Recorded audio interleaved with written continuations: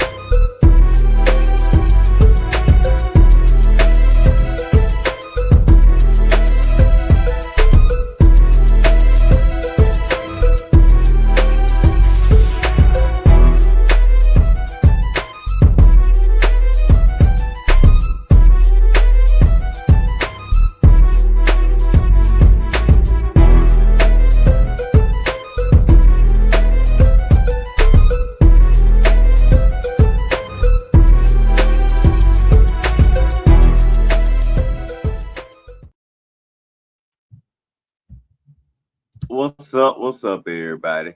Welcome to Rev and Rev Show, episode 410. Yeah, it took us a minute, but we finally got on with you. Anyway, we're gonna dedicate episode 410 to Little John's son, DJ Young Slade. Our heart and prayers go out to the family and friends of Little John. They found his son in the pond yesterday, so we wanna issue our hearts and prayers because Little John is an avid Atlanta sports fan. I mean, diehard Atlanta sports fan with all our teams. So we want to issue our condolences for the family of Little John. And we're going to go ahead and get started. Welcome to episode 410. Man, we got a lot to talk about today. It's been a big sports week. I mean, I wouldn't even think the Super Bowl was played this week. So much been going on in the NBA. So we got NBA talk, football talk, lots of it. So we're not going to even waste time because it took us a minute to get started. Let's start episode 14 right now. What's going on, everybody? Welcome to another episode of the Red and Rev Sports Show featuring Coach Patrick Thomas. Red and Coach are coming to you live from the ATL Charlotte. Wow, the Good Reverend's coming to you live from Eastern Pennsylvania, Coatesville, PA. We come to give you real sports talk because we are real sports fans who are real sports athletes who have what, gentlemen? Real sports knowledge. So hang out with your boys, Red, the Good Reverend, and Coach for episode 410 of the Red and Rev Sports Show. And as is our sports custom, we turn our numbers attention to our residential numerologist on the panel, Coach Patrick Thomas, to give us something or someone dealing with those 3 digits, 410. What do you have for us, Coach? Good morning, everybody. Good morning. I got an unusual one today. I don't know how it's going to be received by my illustrious panel, but hey, I take chances every day crossing the street, so I might as well take a chance with this one. And number 410 goes to one Aaron Gibson. That name may not sound familiar to fans, but in 1999, Aaron Gibson was the recorded heaviest player to play pro football for the National Football League. He played for 3 teams, and guess how much he weighed? 410 pounds. So I crossed the street on that one. I'm sure I may not make it through the next show, so if y'all don't see me next week, you know why. 410, Aaron Gibson, 1999. He's the heaviest football player on record. And wow. I'll check out now. Y'all take care. Rev got that look. I don't even want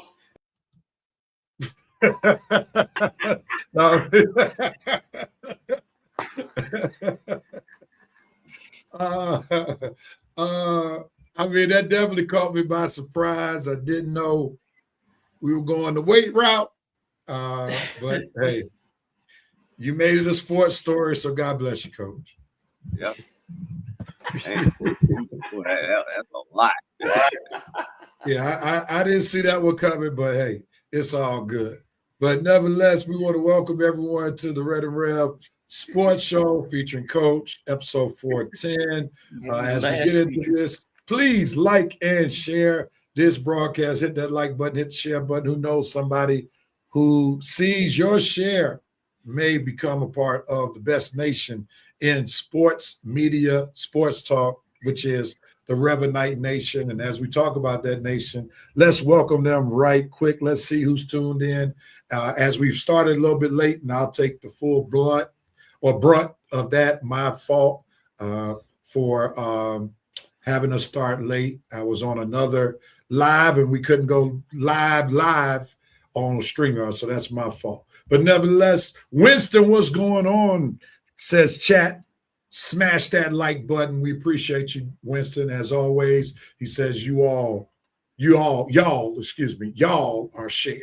Thank you, man. We greatly appreciate you. The VP is in the building. Ready to slam down the gavel. Another fire session of the Red and Red Sports Show. Revanite Nation, let's rise up and show out. Coach, numerology was ... creative. No doubt about it. What's up, fellas? Glad to see you, and we're glad to see you as well. And we're excited because it looks like you're going to be locked in with us the whole show. You're not flying today anywhere because you normally say I'll just be in for a few. So it's wonderful to have the vice president of the Revanite Nation being with us live and in living color. Antonio Henderson, what's up? Appreciate you. Thank you for the encouragement of having a great show. Let's jump right into it. You brothers know how we do it. We start each show with what we call our dope, nope, and cope moments for the sports week. We dope when we say what was our most exciting moment. We nope, no moment where we're still shaking our head saying, what in the world? And also we cope trying to wrap our minds around something that took place during the sports week. Armani Newsom, what's going on, man? Good morning to you. Let's jump into it. I'm gonna start with Red this week, and then we'll go to Coach. Then I'll come to myself. What are you doping on, Redrick? I am doping on one Hawk Center, Jock Lindale. Jock Lindale. Boy, hadn't heard of you before this week. And what do? You get traded from the Grizzlies to the Hawks. You don't fly. You hop in a car. You drive 5 hours to Atlanta. And what do? You get on the first game. You drop 26 points, 11 rebounds, and 4 blocks. Jock, what a debut. What a shock. Because I didn't know Jock had it in him like that. But, man, good trade, Unzi. Good player, Jock. Way to show up in your Hawks debut. We're going to need more of that, man. I ain't going to hold you to that every night. But, man, you just keep playing with that effort and energy. That'll help my Hawks out a whole lot because we need a big presence in the middle. Not 7 foot, 6'11", not bad. 4 blocks against a pretty I can't think who played the other night, but it was I have to go back. Utah. So good debut for the Hawks. Jock Lindale. That is my dope moment for the week. Jock Lindale, Atlanta Hawks. Excellent. Absolutely excellent. What are you doping on, Coach? Oh man, you know what I'm doping on. I'm fired up. It's that day. All blue, Carolina versus Duke. Today is 6:30. I'm ready to see it. Carolina and Duke both riding winning streaks. Both of them got freshmen who are considered to be the top players of the year. And it's just going to be some good old-fashioned hate. I wish H.O. was on here today, but he's getting taken care of business because me and him have a little discussion right now. But we're going to be down in Chapel Hill tonight, baby. So Duke and Carolina day, old-fashioned hate. Go Tar Heels. Oh, yeah. I'm so glad Red did not take my dope. I was a little nervous because I only had one dope prepared for today. When he went the Atlanta Hawks route, I was like, Lord have mercy, about to take my dope. But thank you for going in a different Hawks direction. I got a dope on one Jalen Johnson, who this past week was named one of the reserves of the NBA All-Star team, as he will be representing the Atlanta Hawks in the 2026 All-Star game, officially letting us know that there is a new chapter in Atlanta Hawks basketball. What a wonderful time to be named to the All-Star game in light of the trade of Trae Young that just took place a few weeks ago. So now people can begin looking at you, not only looking at Jalen, not only locally, but nationally as the new face of the Atlanta Hawks until they get another star to run side by side with him. And some people may think it's Jonathan Kuminga. We'll talk about that a little later. But nevertheless, I'm doping on Jalen Johnson being named an NBA All-Star. And guess who wasn't named one? I'll talk about that in my note moment. Awesome. Uh-oh. All right, Red. Sorry, Coach, who you doping on? I'm doping on one Yasiel Puig. That name sound familiar? Well, it should. Yeah. Back in the days, he was one of the highlighters. Everybody talked about Puig. He can run, he can hit, he can apparently steal. So now he's in court, found guilty of obstruction and lying to officials about his little kickback situation, legal gambling. Why do these guys have to gamble and they make so much? I don't know. But the star has dimmed. The star is not shining from Mr. Puig. And I saw on there we had a little Sammy Sosa disease. They couldn't understand his Spanish, so the translator had to work extra hard. Yeah, all of a sudden English flies away when you're in trouble. So my note moment goes to Yasiel Puig, another gambling to miss.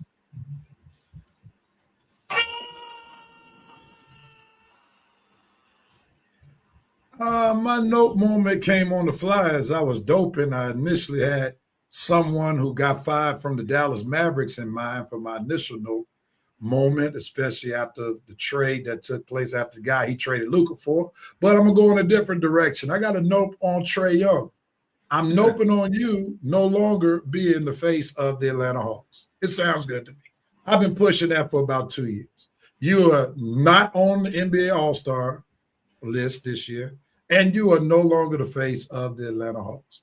I'm noping, and also I feel like in my spirit that's a dope for the Atlanta Hawks because you can't build your team off of a 5'10" El DeBarge lookalike who cares more about showtime than he does winning games. So my note moment goes to Trae Young, no longer being in Atlanta, as well as not being an NBA All-Star.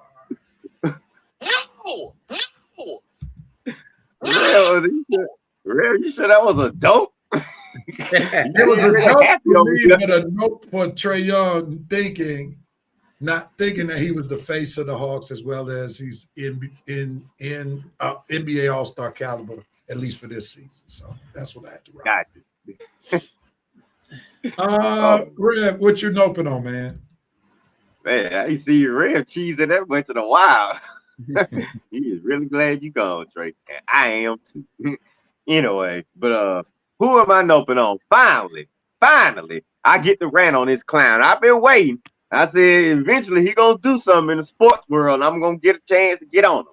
Well, here it comes. I am noping on one Drewski. You got that? I am noping on Drewski with your lame, non-funny ASS. I mean, I am trying to figure out how is this guy relevant today? Because who think this guy's funny? Please tell me. Who think this guy's funny and who think he's some kind of actor? Well, anyway, what I'm noping on, what pertaining to the sports world, is Drewski coming on stage at the NFL honors. 1, embarrassing Barry Sanders. 2, embarrassing the NFL Offensive Player of the Year by ignorantly mispronouncing his name. Jackson Smith Najimba. Not Jackson Smith N-word and whatever kind of connotations you want to add with that, Drewski. That was ignorant on your part. That was dumb on your part. That was lame on your part. And I hope everybody called you out to the point you are canceled on your part. Because, dude, I have no idea, absolutely no idea how you are relevant in today's time. You're not funny. You can't act. I don't get excited when I see you on stage talking about anything. But anyway, note to Drewski and a special shout out to Barry Sanders for correctly pronouncing the guy's name. I was wondering why Barry was so uncomfortable on the stage with Drewski. And now I know, because you're an idiot, Drewski. You're an idiot, and Barry Sanders recognized you as an idiot. So he probably didn't even want to come out on stage with you. So shout out to you, Barry, for correcting that idiot Drewski. And note to Drewski, because you're not a celebrity, you're not funny, and you're a huge, huge moron. Thank you. I'm done. Your best one yet, Red. Your best one yet. Thank you, Coach. All right. Red got that rant out. And I think he's so doing good. Can't hit a softball either. All right, here we go. Let's go to the cope moment. I am coping with the fact that we are just going to get one great year of college basketball. This year, a lot of great freshmen who will only be playing college basketball for this one season. This NBA draft is loaded with talent. You got my man Peterson from Kansas. I don't want to mispronounce his name, especially after Red just got on a rant mispronouncing people's name. But the guy from BYU, who's a stud. You got Boozer from Duke. You got a Cuff from Arkansas. You got coach's guy, Caleb Wilson in North Carolina. I mean, the list goes on and on and on. You got Pete in Arizona. I mean, this year is what made college basketball what it was in the past. And you used to have these guys for more than just 1 year. So I'm coping with the fact that we'll just get this for one NCAA tourney we only get it one time for this NCAA tourney, which is frustrating to me because this is one of the things I used to love about basketball and helped me develop the love about basketball. So I got to enjoy it while I can because it won't be this beautiful next year. We'll go back to probably knowing maybe 2 people in NCAA basketball and won't be able to name any of the All-American first or second team players. So I'll enjoy it while I can. Now, Rev, let me add to yours. Another half dope part is that the Hawks, Rev, the Hawks actually may have a chance to grab one of these guys because they got Milwaukee and the Pelicans pick. So the Hawks might have a high draft pick. So finally, I mean, can we pray that the Hawks actually have a lottery pick when we actually have some good players available? Yeah, we gotta hope the Pelicans because the Bucks pulled some shenanigans by not trading Giannis, and then they plan on sitting him down the rest of the year so they can keep it their draft pick because they're gonna be taking the second half. So we got to lean more on the Pelicans. Okay, we'll take the Pelicans pick there. Yeah, the Pelicans should easily be top 10, even top 5. That's what I'm hoping. Yeah. So that will add to what they're doing. We'll talk more about it in just a minute. Red, what are you coping with? All right, what am I coping with? Once again, another NBA. I tell you, it's getting to the point they need to discontinue this NBA celebrity game, y'all, because I don't know any of these clowns in the game. Celebrity? Who's a celebrity besides Keenen Michael Key?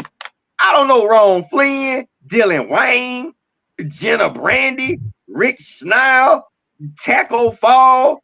Well, you got Jeremy Lin and Glorilla, but okay, and Armor St. Brown. But besides the athletes and the rapper, who are these guys? Simo Lou, Cody Jones, Andre DeGrassi. Dog, I don't know these guys. The NBA celebrity game, you got to actually be a celebrity for it to be a celebrity game. So if I don't know any of these clowns, sorry, content creators and internet influencers, I'm sorry, I haven't put y'all in the celebrity class yet. Unless you're going to say me, Rev, and Coach are celebrities, where our invitation to the game, Rev? How come they ain't ask us if we wanted to play?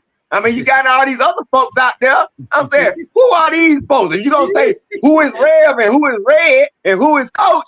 Who are these guys? And we deserve an invitation just like the rest of them. Just go on the internet and YouTube and start inviting all the content creators to these celebrity events because we all the same, baby. We all the same. Ooh, y'all done woke him up this morning. He said invite all the content creators. Lord, long as Drew's game playing. Yeah, leave Drewski out because I may not want to go, Coach. I'll decline my invitation. Well, this is where you could get even with somebody you have issues with because in basketball, you can easily slip a little quick bowl. That's how you get even with somebody. So you may want to accept that. Rev tells us his old Maze high moves. Hey, you got to know how to sneak them in when you can without the referee looking. But now they got cameras watching everywhere, so now you can't get away with that as easily. All right, Coach, wind this segment out for us. What are you coping with? Well, I got a sad cope. My cope is for Klay Thompson. Klay, you left Golden State back in a few years ago. You went to the Mavericks, Kyrie, Anthony Davis, all those guys. Now they gone, dog. Those guys are gone. Most of those guys that you thought you were going to be playing with are gone. And now you sitting on the bench trying to figure out, am I going to play a lot? How many minutes am I going to play? Or am I going to get a lot of playing time? It's not looking good for you, Klay. I think you made a mistake, but guess what? You still got Megan Thee Stallion.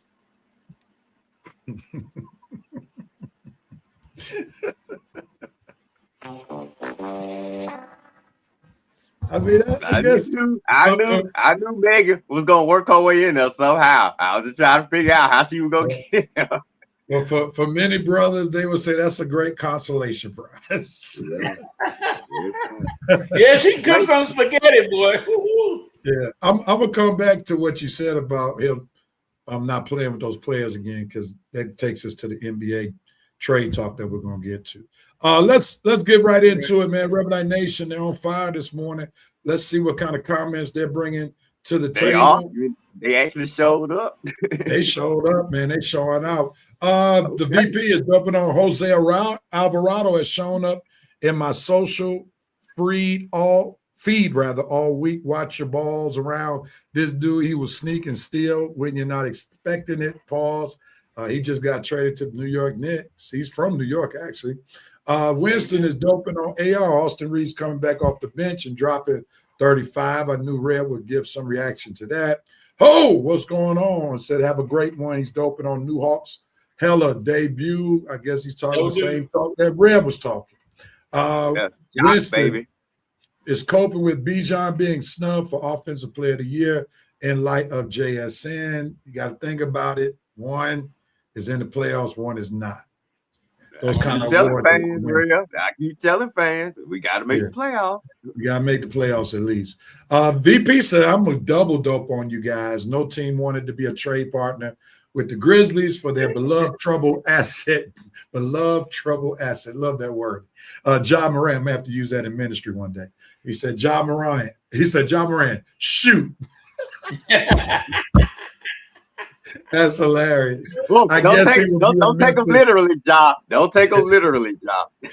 I guess he will be in Memphis for a little while longer. What's up with you, King Atlanta Sporter? We truly appreciate you tuning in to the show. The VP said, man, I got a triple dope on y'all. I applaud the writers, voters who stood up to the pedo craft and belly cheat on their denial to get into the hall. Now I will dope them every year from here on out if they continue to stand on business, and eventually they're going to stop standing on business.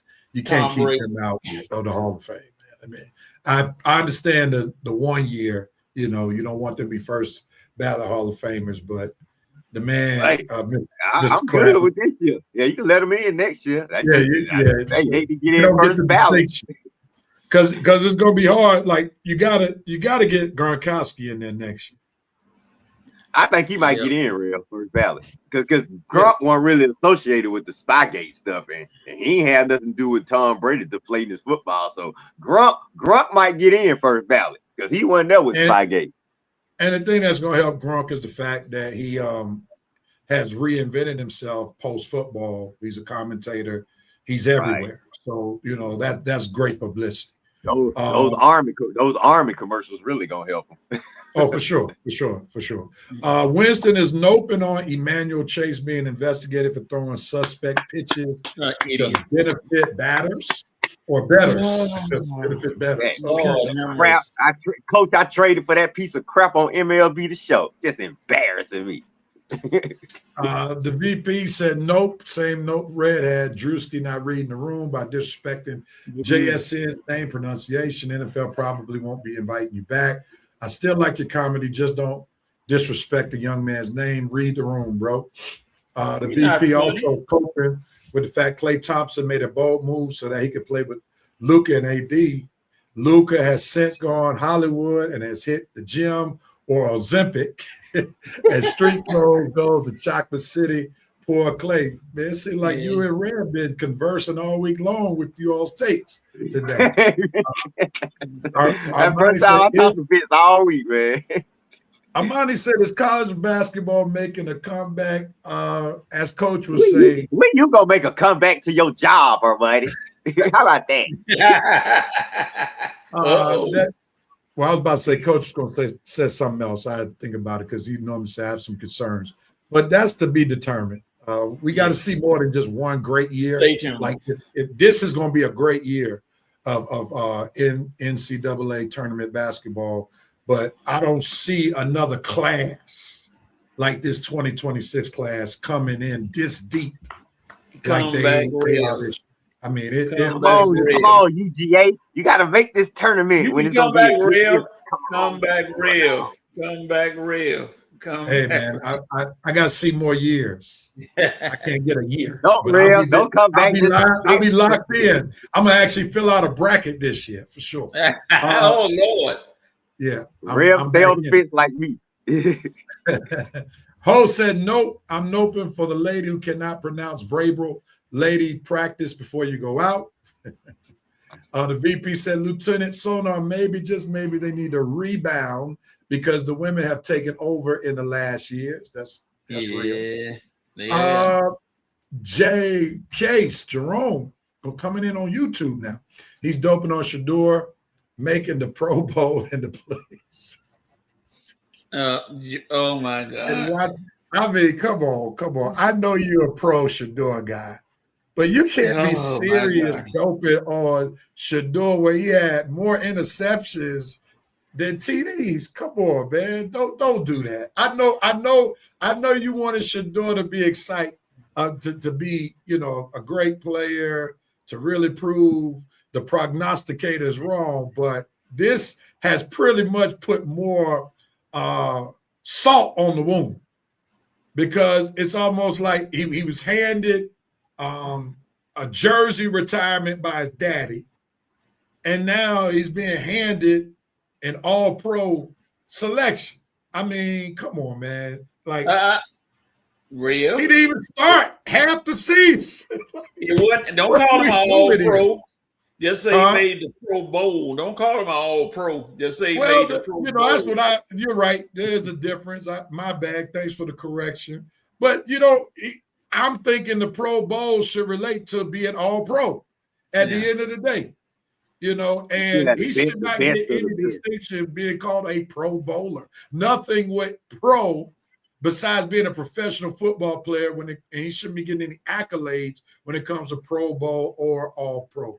Because it's disrespectful. It's like, why give this man this opportunity to be called a Pro Bowler when he doesn't have any numbers and he didn't start half of the season? They might as well give Michael Penix an award. I mean, really. They invited Joe Flacco. Come on, man. Joe Flacco was more deserving, if you want to be honest.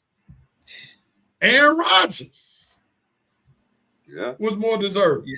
Yeah. So, I mean. Lamar Jackson. Where was Lamar Jackson at? They turned it down. Lamar Jackson missing all them games, he was still more deserved. I mean, it just makes a mockery of all Pro Bowl. Thank you, Coach, for the correction. And the fact that all these guys turn it down, look, if you don't make the playoffs or you available, they need to put in there. You have to show up now. I mean, you got to show up. That's part of your job. What you mean you declined it? That's why. That's how we can get guys like Shador in the game, because all these guys declining. You need to make them all of a sudden, you got Josh Smith walking on crutches because he don't want to go. Sure, Josh. They're no longer in Hawaii, right? No, they were in Florida.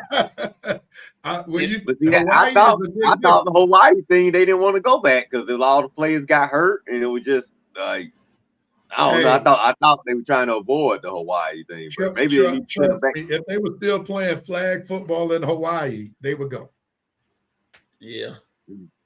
Yeah, exactly. I was saying, you go back to Hawaii, make it after the Super Bowl, make it the annual Hawaii trip, and have the stars down there. That way, you won't get stuck with guys like Shador and the Flaccos and the guys that they want on winning teams. Or that, well, I know the fans want to see Shador, but still, you got to earn this moment. You got to have a winning team. Fans want to see Shador, not all fans. Yeah, certainly. Right. Here you go. Let's be clear. Armani and VP are excited like Coach about the UNC Duke game. And they got some star power, unlike past years. Caleb Wilson, Boozer. I mean, that's what Duke, North Carolina is supposed to be about. Star power. When we're up there trying to promote guys who should be playing Division III as big-time D1 talents, that's what I got a problem with. Jerome Case noping on the Joel Embiid experiment needs. Have you been paying attention to his numbers recently? No, they balling right now. He's balling, Jerome. I mean, come on, man. You haven't obviously watched the Sixers in a minute. I still don't believe he's going to be healthy by the time his contract ends in 2029.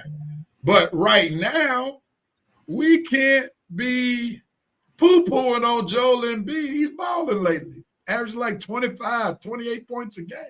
So, and he like, played. he's still the money right now. He don't play in a lot of games this season. He'll play more games than LeBron probably don't play this season. Yeah.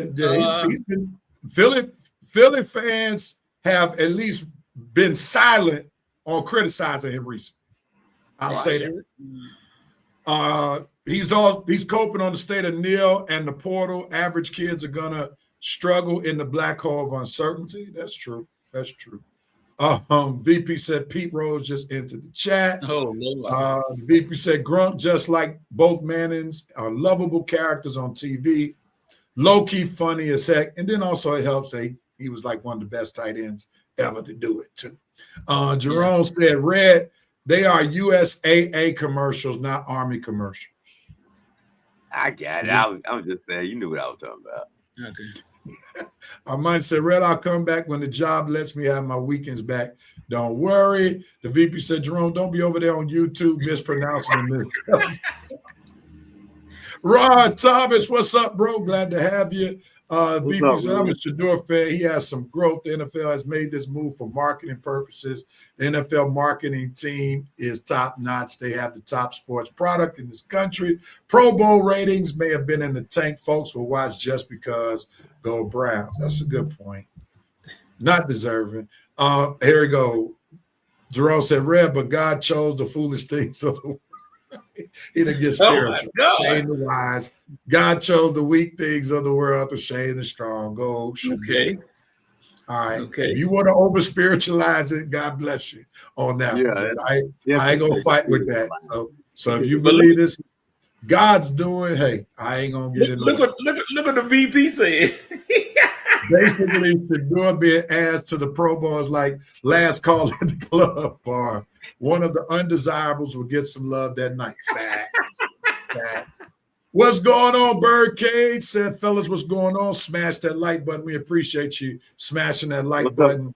Jerome said, Red, don't fall for it. Joel is not going to show up in the play. Now, that's another story. I don't even know if he'll be hurt by the time the playoffs. I mean, healthy by the time the playoffs come around. But right now, we got to give kudos where kudos is deserving because he's been balling recently. Yeah. Jerome invoking the Lord, then misspelling Shedeur's name.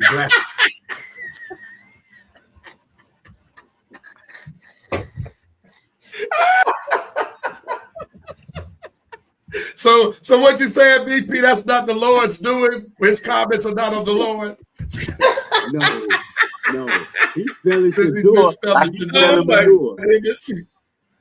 You got to spell Sha like Sade door. No, I'm surprised he ain't spelling door like door. Shedeur. Nah, man. Don't mess with Sade.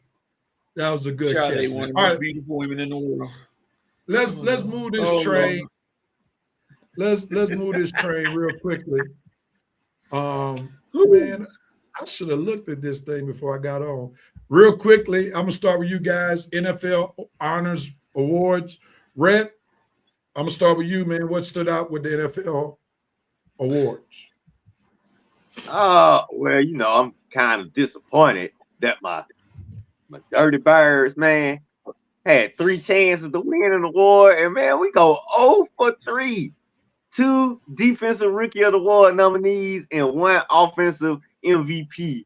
I thought Bijan had a real good chance to get that one, but Rev, you made a good point. I mean, Jay is even showing out for win out on just a winning team, the team that's in the Super Bowl. So I can understand him edging Bijan out. But I sure thought Bijan had a good chance to win because of him going over 2,000 yards, all-purpose yards. But it's all good. Bijan, keep doing your thing. Falcons got to get back in the winning side of things, and then hopefully you'll be rewarded. Had we went to the playoffs, you probably would have been rewarded.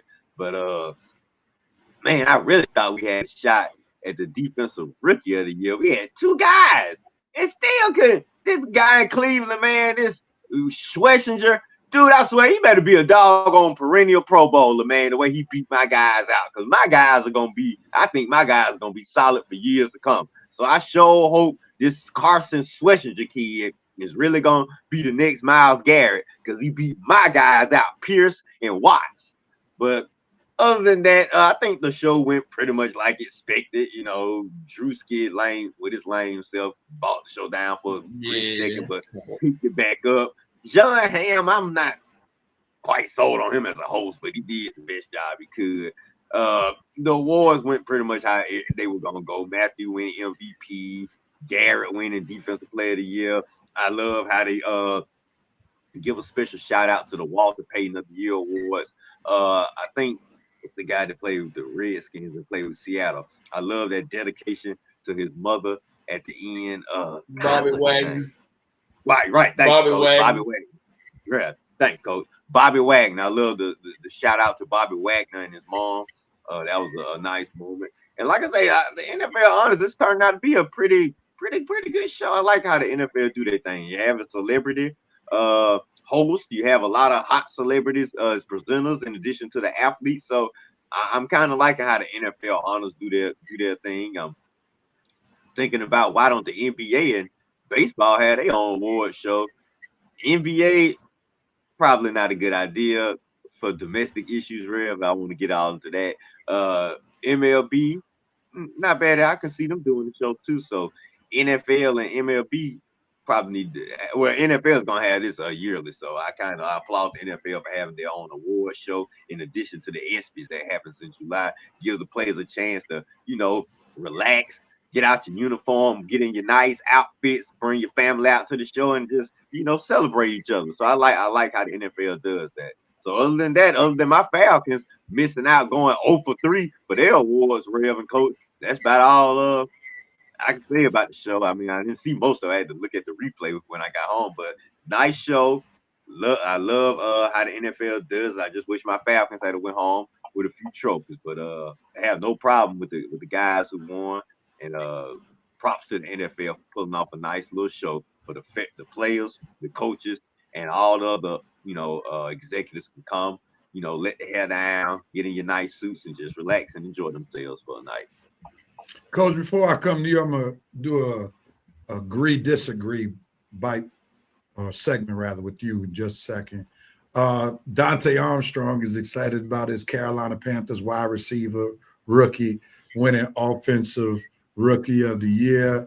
That Carson Schwitzinger was a straight up ball as a rookie. Your rookies did well.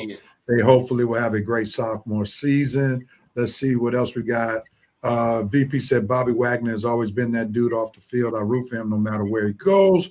There are more good guys doing the right thing in the league than not. The media says otherwise. Bobby Wagner, well deserved, sir.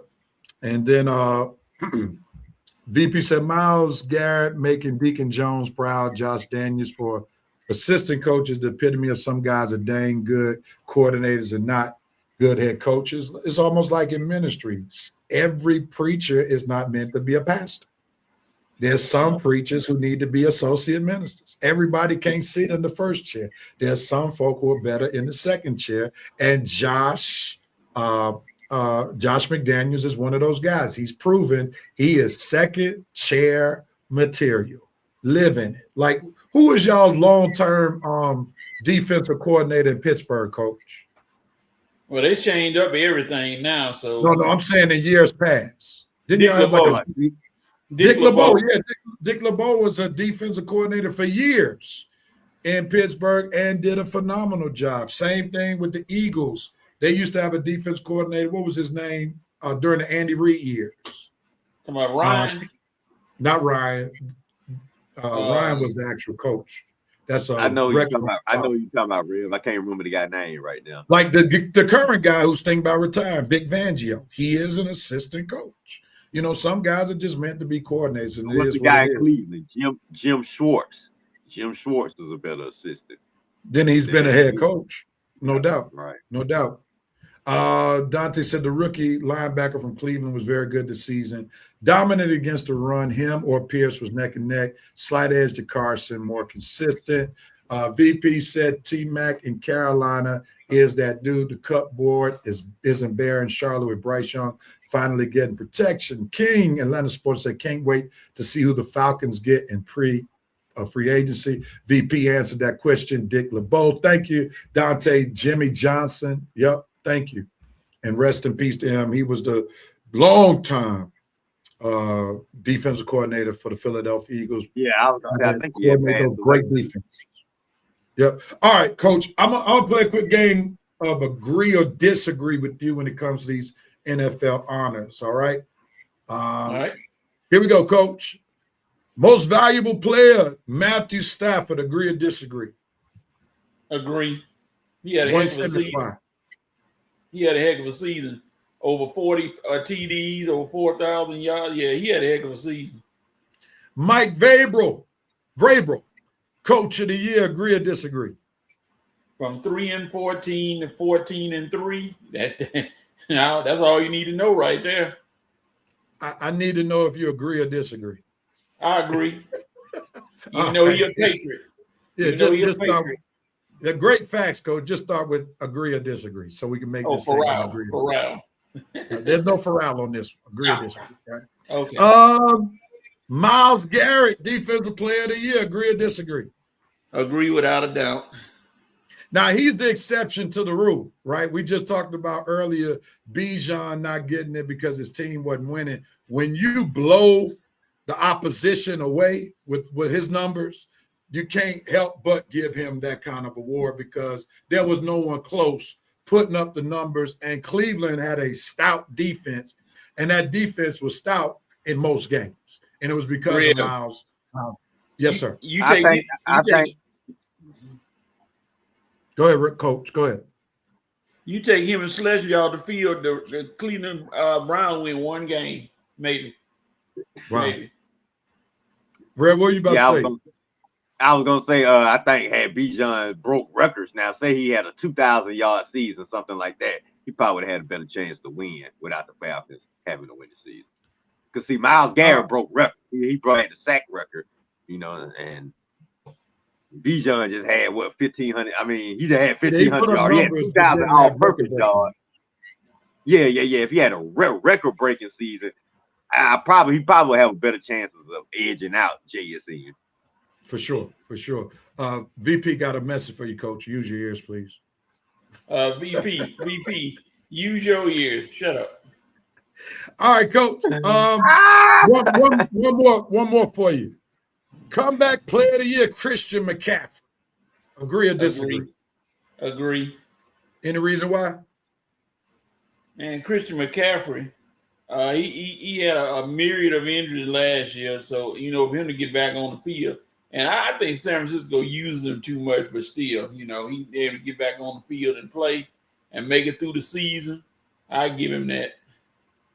They were supposed to take some of the load off him when they traded for Robinson. Exactly. From the Commanders, and he played less than he played in Washington. I mean, it was almost like McCaffrey said, I'm good. He'll play unless I get hurt. So it was crazy. Hey, Ray, how about that? How about the 49ers? Everybody get hurt on the 49ers, but the guy who's usually hurt, Christian McCaffrey. Yeah, and good point by the VP. He says CMC was our version of street clothes. Hell of a year, right. For sure. That's what I'm saying. He usually won't be hurt. He said, don't group me with Anthony Davis anymore. That was what I guess who else was there? Okay. That's what the comedian said. He said 49ers, the 49 stood for the number of players that got hurt. That was funny. Now, Red, I got to come to you real quickly. Are you concerned that he said he did have a great year and didn't get hurt? Okay, I got you. Are you concerned that it seems like the Falcons' arch rival might have found their quarterback with Tyler Shoe becoming the NFL NFC Rookie of the Year? Oh, he won that one? He won the Rookie of the Year for the NFC. I got my eyes. I'm watching them. I definitely got my eyes on them because we were hoping the Saints were gonna be in the dumpster for a few years, give us a chance to pick ourselves back up.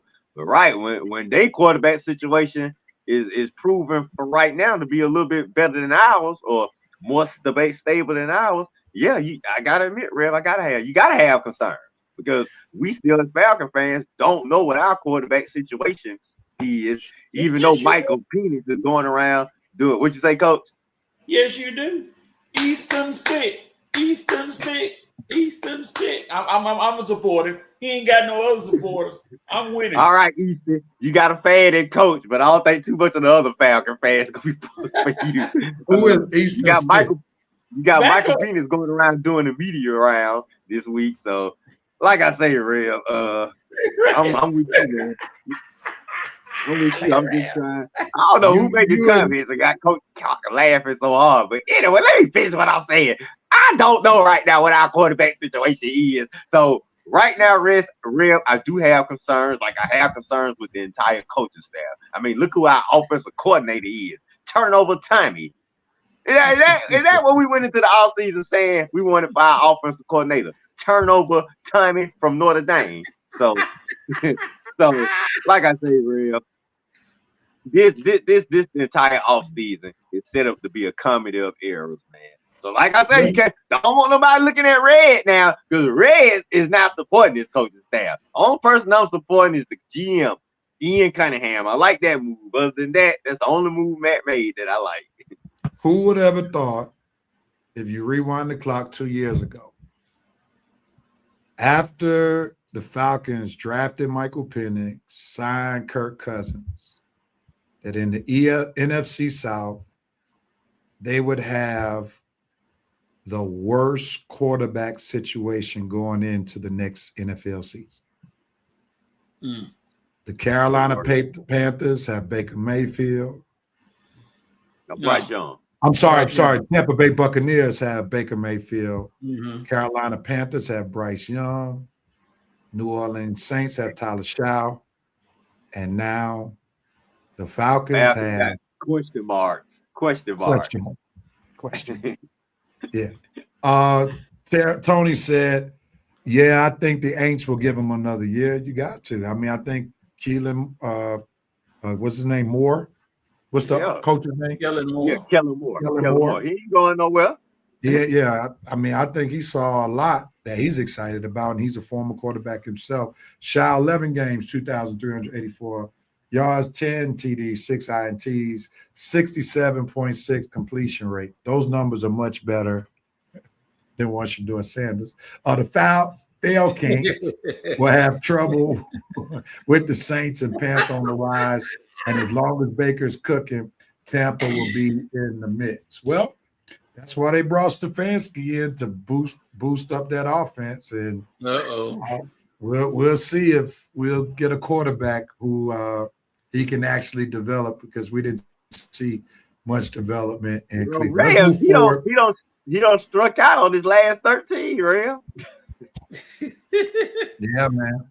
I mean, but I think your boy Matt Ryan is giving his hometown guy, who's from the Philadelphia area, some grace, and he's basically saying it's the culture in Cleveland that held him back, not him. So we'll see. Now, I was looking at some show this week on NFL TV, and they had an analyst, I forget his name, where they put all the head coaches who got hired this coaching cycle.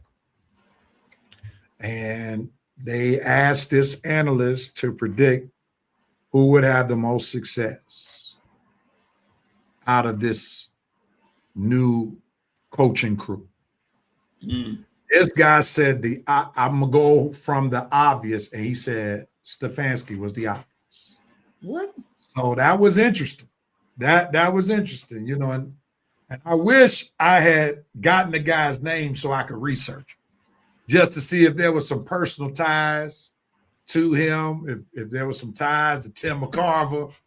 A history of mental illness. You got to investigate those things when you hear people say certain things, especially when you would think the way he was talking, it was almost like John Harbaugh didn't exist and have all those great years in Baltimore and is not a Super Bowl champion. So sometimes you got to listen to those things with a grain of salt. All right, let's move on. The Hall of Fame class from 2026 has been named.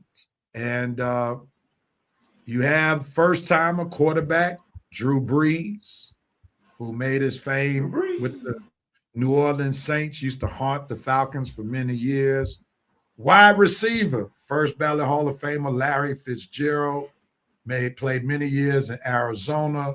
Linebacker Luke Kuechly made it from the Carolina Panthers. From the seniors, rest in peace, running back Roger Craig, who was on many of those San Francisco 49ers. I got corrected. Rest in peace. Oh, Roger Craig still alive? Yes, sir. Yeah. Oh, my bad. My bad, Roger. I didn't mean to put you in the grave too soon. My bad. Boy, He is. I started to get where I was like, man, the Real got some news we ain't heard of yet. Now, because I haven't been following him, and that's my bag, and I apologize. I heard somebody say RIP after they mentioned his name. So I don't know, maybe they mentioned somebody else. And that's what confused me. Because I'm like, I don't ever remember hearing the ticker that Roger Craig died, but I should have done my research myself. So I apologize, fellas. Thank you for correcting me. I truly appreciate that. We had Roger Craig, who made it as well. So Brees, Fitzgerald, Kuechly. Also, the one who could be made an argument, who could be argued for, who made the Patriots a winner, Adam Vinatieri, Patriots kicker, who went in, who started the Patriots dynasty by making that field goal after a controversial play against the Oakland Raiders in the snow, which started the New England Patriots run to quite a few Super Bowl titles going forward. So, Coach, I'll start with you. Real Dr. My bad. I knew you would catch that. I knew that you'd catch that. Coach, I'll start with you this time. What's your thoughts on this Hall of Fame class? Do you think anybody got snubbed? What says you? Yes, sir. 2 people got snubbed. 2. Number 1, how can you keep leaving off L.C. Greenwood for Pittsburgh? What did he do where he was on one of the greatest defenses of all time? Everybody pretty much on the team is a Hall of Famer but him. I know they're gonna say he overshadowed by Mean Joe, but LC was a part of that team. And all those other guys made it. Lambert, Shell, Russ, all of them got Jack Ham, and you just keep leaving out LC. I don't know what LC didn't do. Maybe he didn't have the numbers, I'm gonna guess. And one wide receiver who I guess they just gonna leave. He just gonna go without being on the team. I mean, on the Hall of Fame, they just leave him out. Torrey Holt. Why is Torrey Holt not in the Hall of Fame?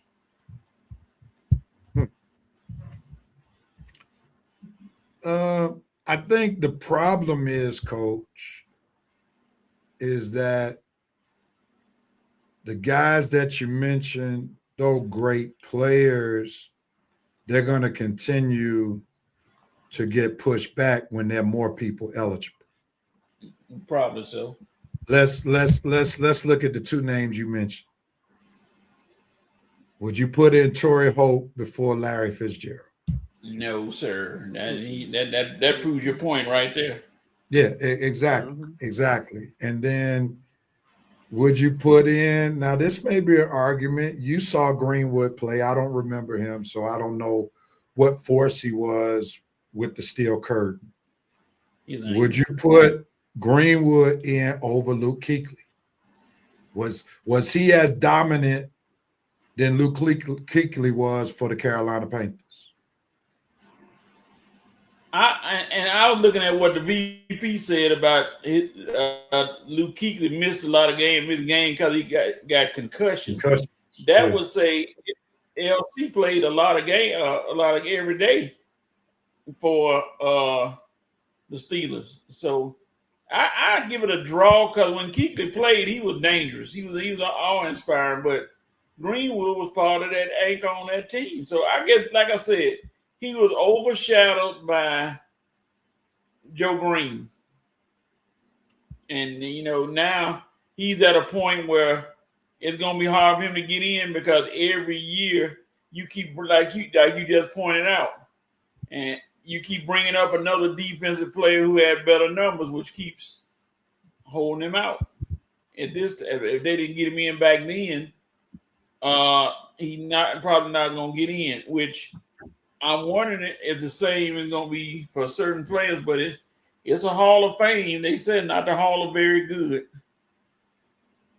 Yeah, and I mean, I think Greenwood is in a situation like some of the greats that went and played on other teams, like all those guys that played for like San Francisco 49ers. Like, who was the wide receiver opposite Jerry Rice? What was his name? John Taylor. John Taylor. Like John Taylor won't ever get in. Even though he had some great seasons. He won't get in. What was the tight end's name? Dwight Clark. Dwight Clark. Did he make it in? I don't think so. I think Clark is. He might be. He might be a Hall of Fame. Yeah, he might. But my point is that sometimes you have guys who are on great teams, did great things for that particular team, but they're overshadowed by other players and they won't ever be Hall of Fame worthy because it's hard to put in somebody's fourth or fifth guy, right? When you got other players who may not have the championships, but they were clearly the number one or two guy on the team that they played, and they put up Hall of Fame numbers. See, like Alvin Harper for the Cowboys, and with the Cowboys during that run, when the Cowboys won all those championships, Michael Irvin put up the numbers. Alvin Harper was solid, right? He go right here, Rev. 4-time Super Bowl champion, 2-time All-Pro, 6-time Pro Bowler, 7-8 sacks, a member of the 1970s All-Decade team, and a member of the Pittsburgh Steelers All-Time team. But that might not be enough to push him over the top. It's very good.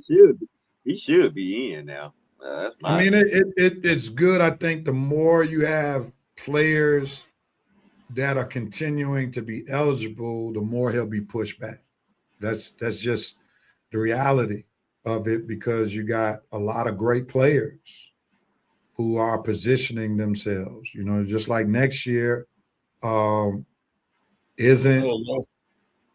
available next year? Let's look at the class next year, potential class.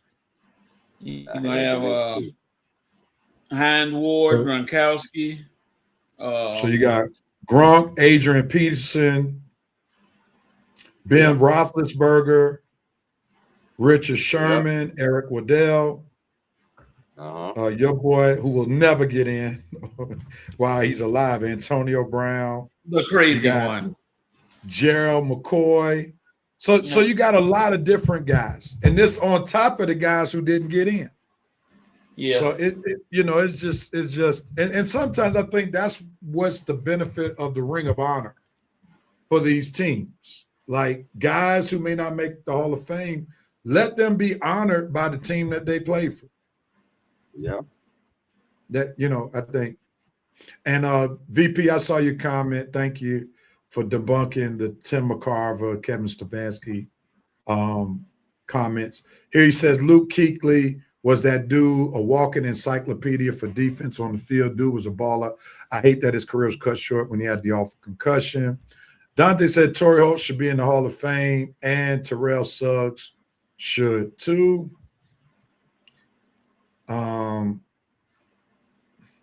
Torrey Holt is a compelling case because what was my man who was playing opposite? Isaac Bruce. Like, he got a lot of the publicity. And then Suggs was not the main guy in Baltimore. You got Ray Lewis. So, it's like trying to honor the secondary guy who was not the guy on defense. And sometimes it's difficult, especially when you have so many players who play football. Jerome K says someone said Larry Fitzgerald more tackles than drop passes. That's crazy. Is that correct? That might be true. It is. Fitzgerald didn't drop the ball. Nope. Yeah, he was a baller, man. I mean, no-brainer.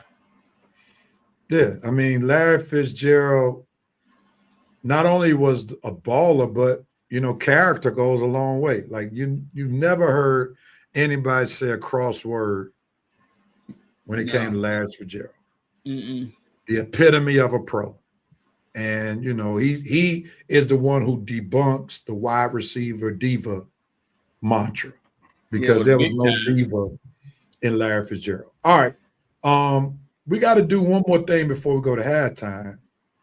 Guys, I mean, Red, I was doing some stuff when I looked at the list, and I should have corrected you when I didn't see this.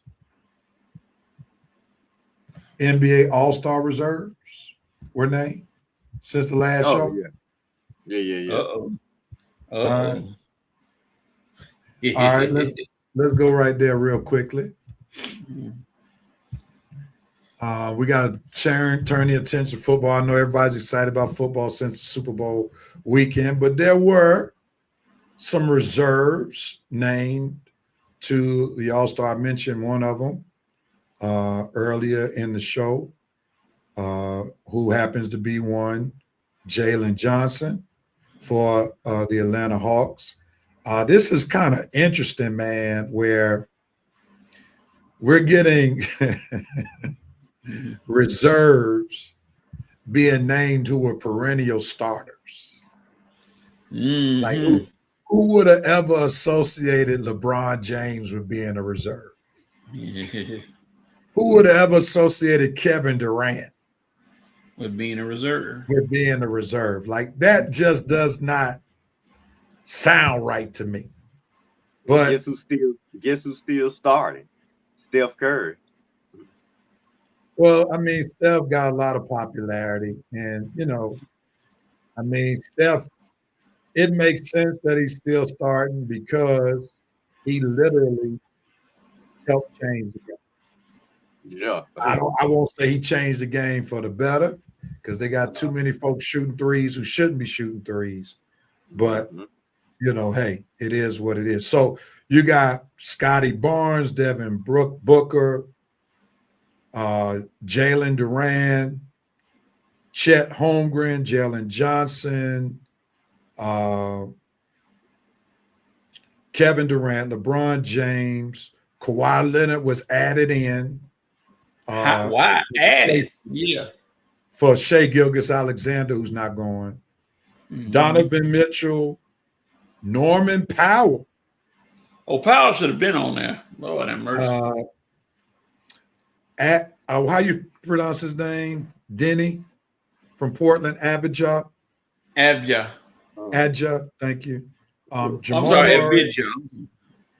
Pascal Siakam, Karl Anthony Towns were all added as reserves. Anybody snubbed in your opinion? Some folk will make an argument about Kawhi. He's now in there because Shai Gilgeous-Alexander couldn't be on there. You just said Kawhi's name, didn't you? Who? You just said Kawhi was added, didn't you? No, I said persons initially said he was snubbed. Oh, okay. But he was added once Shai Gilgeous-Alexander couldn't go. I don't see the snubs in my book. I mean, it seems like all my guys made it from my team, so I'm pretty good. What about there was some folk?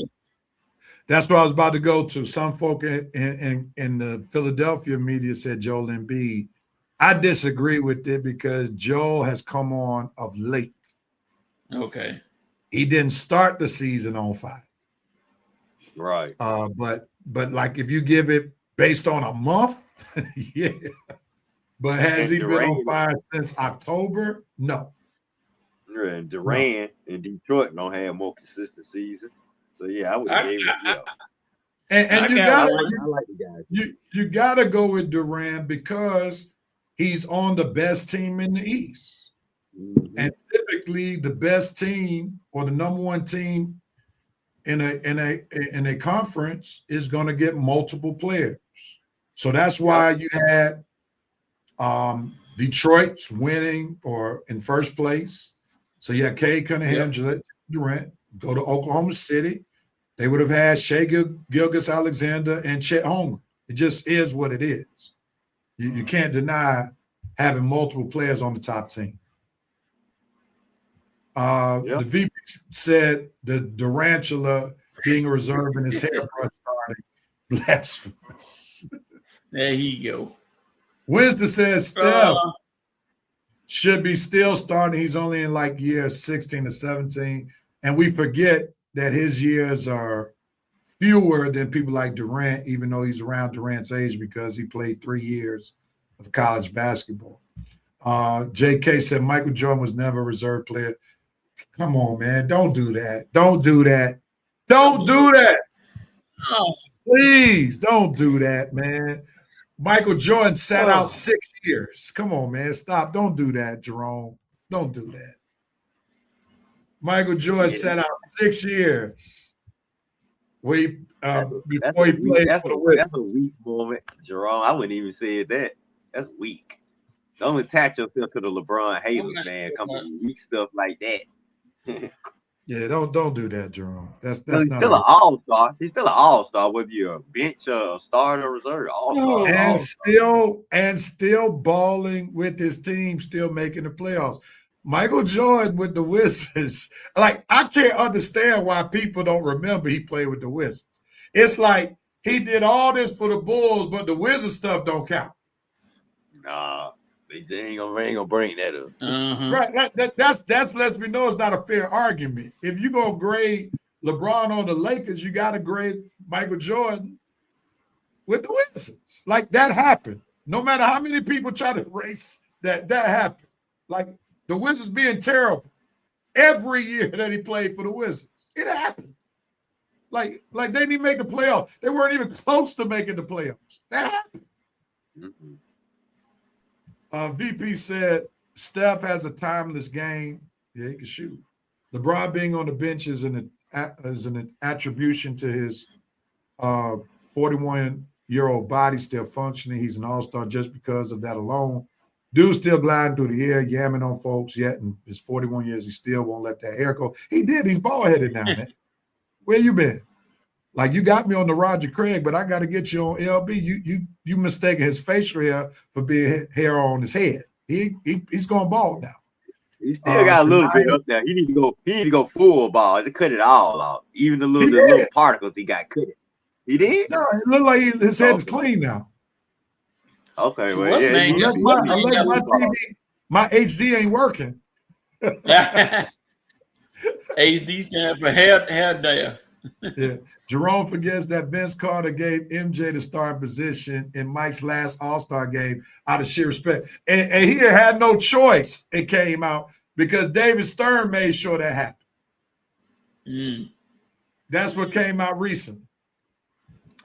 VP said, look at his head closely, Doc. He's not fully committed to the ball. Look at the shade on his head. All right.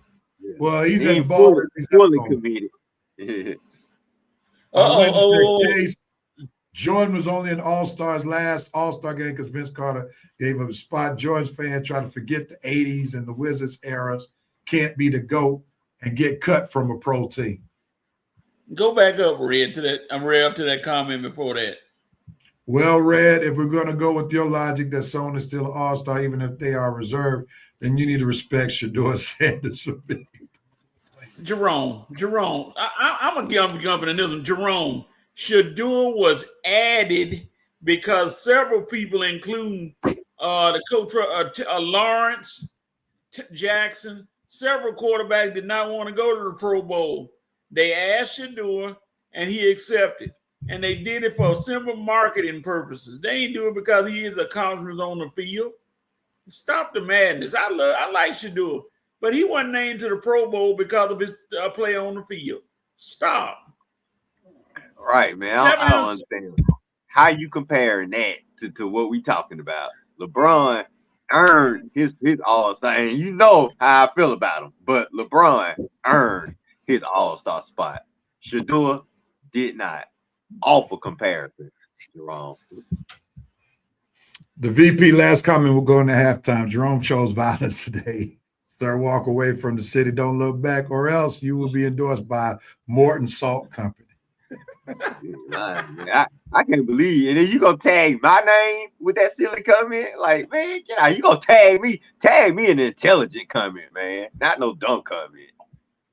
All right, gentlemen, we've officially reached halftime on the Red and Rev Sports Show. We gave you one half of quality sports talk. We gave you our dope and open coat moments. We gave you NFL awards, Hall of Fame talk, NBA All-Star, reserve talk. On the other side, we'll talk about the Super Bowl. We'll talk about some hot topics, the NBA trade deadline. So much to talk about. We'll be right back for the second half of the Red and Rev Sports Show. Stay tuned.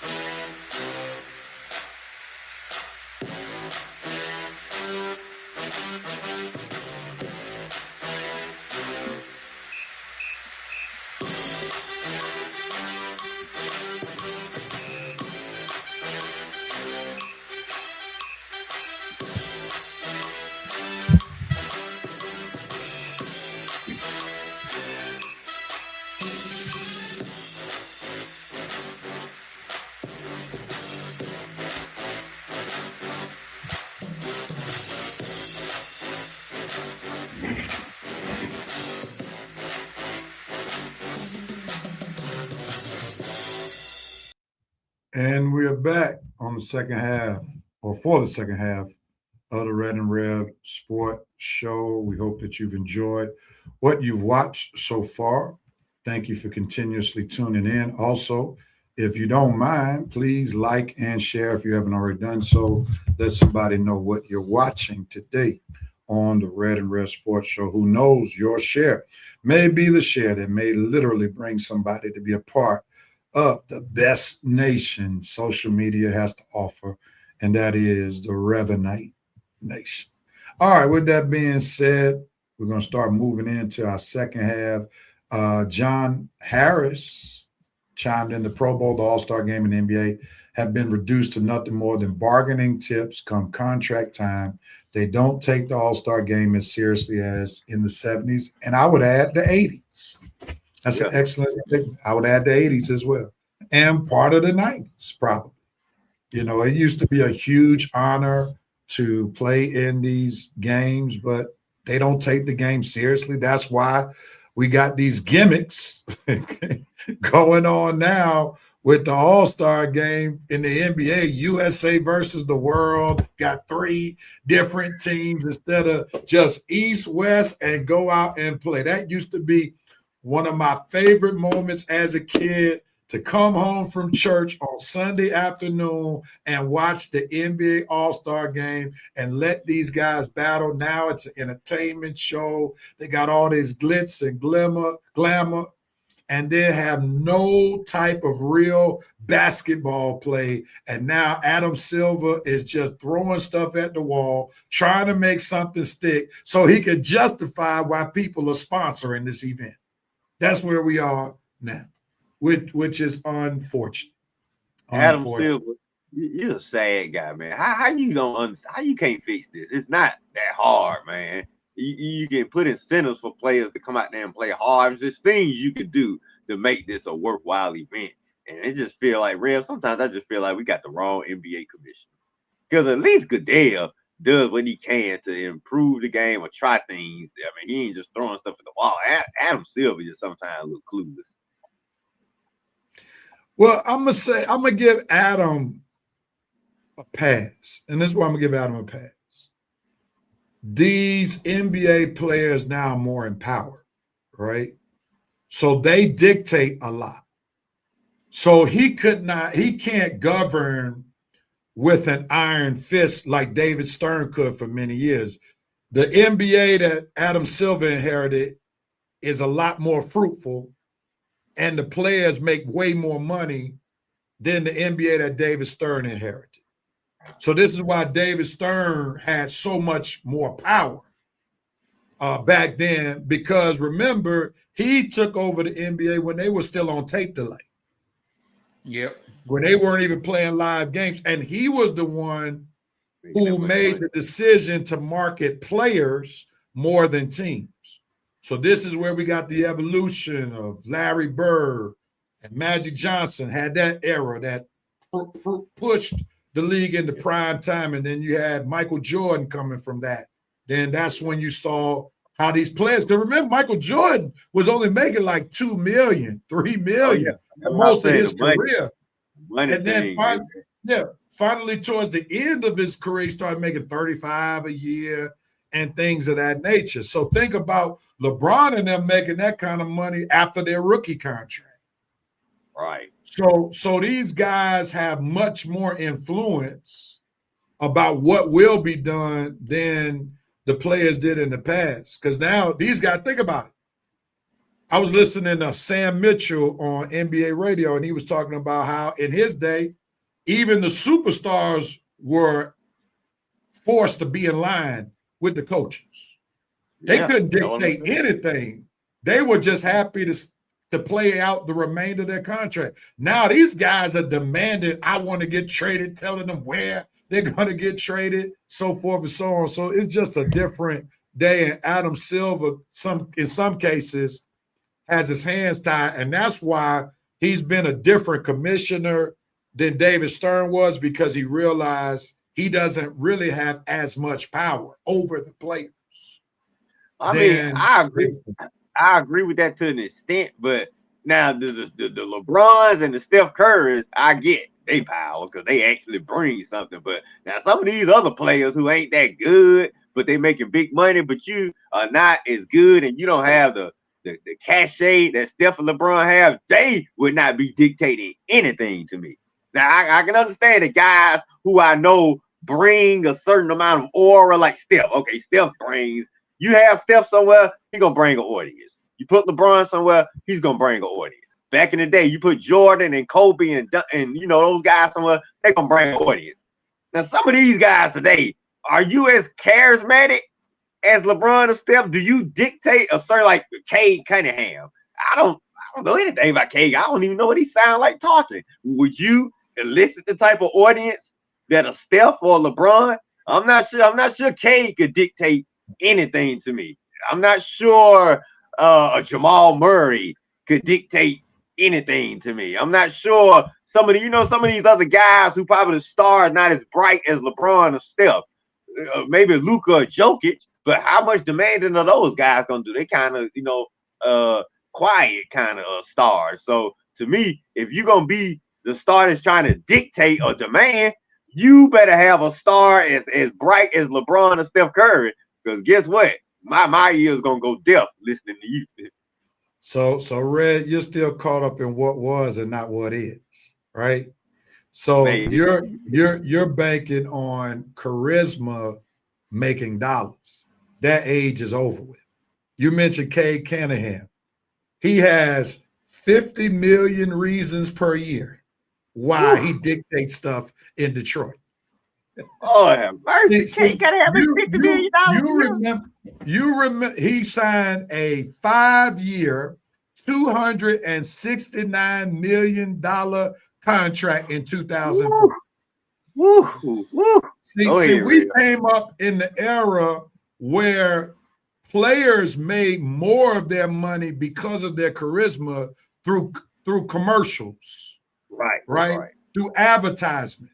That's the era. That's Michael Jordan made way more money off the court in many of his years, just off the Nike shoe. He made more money off Nike than he did while he was playing in the NBA his entire career, right? Still is making money out there. Still is, right. So now these guys, because of the position of the NBA and how they've been able to get these television deals, you no longer have to be charismatic.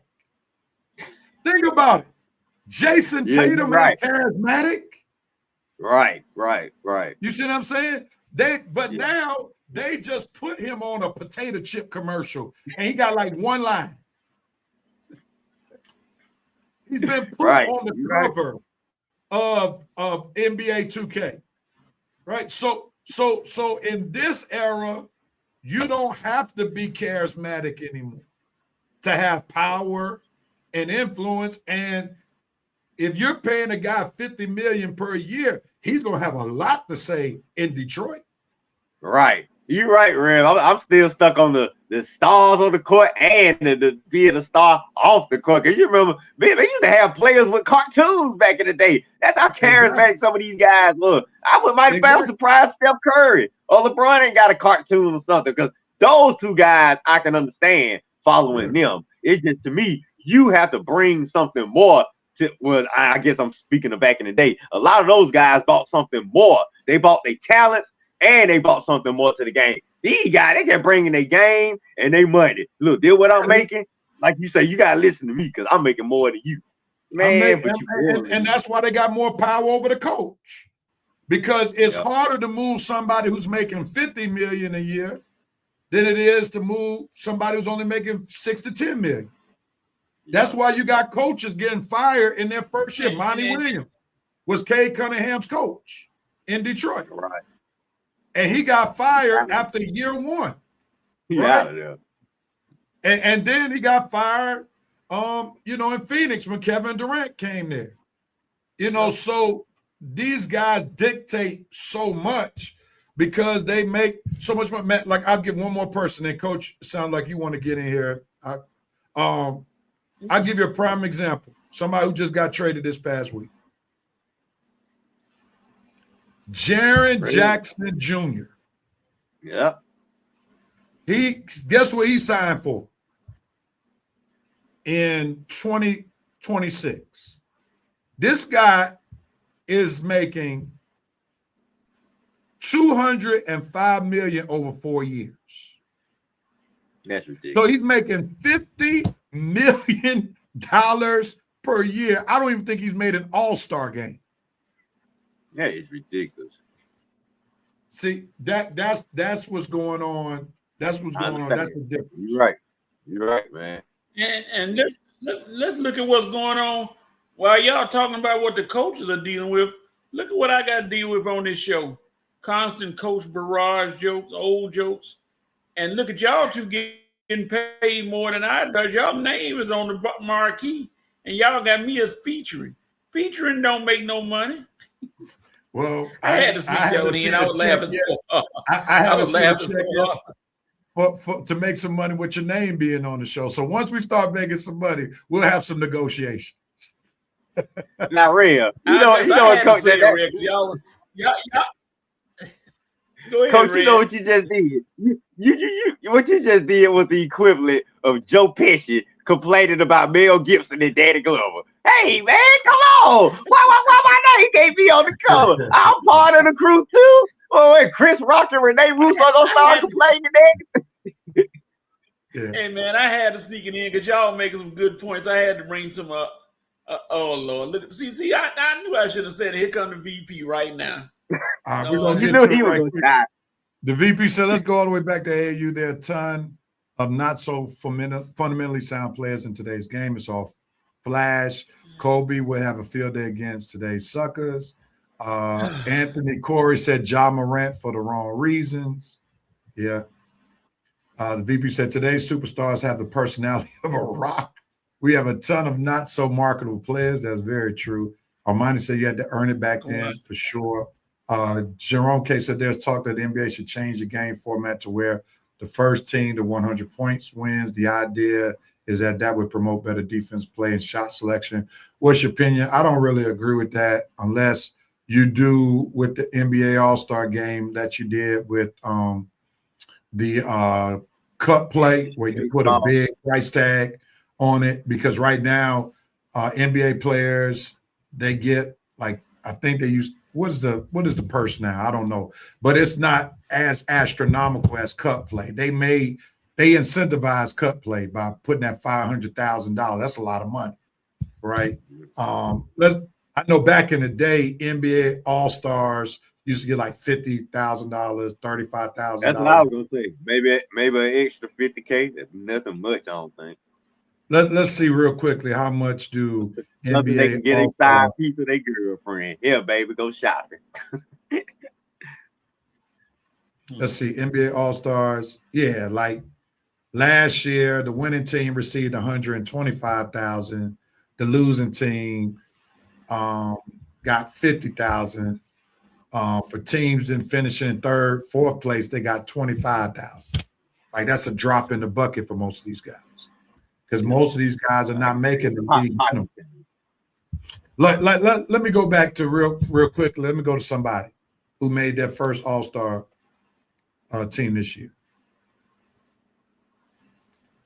Norman Powell. Scotty Barnes.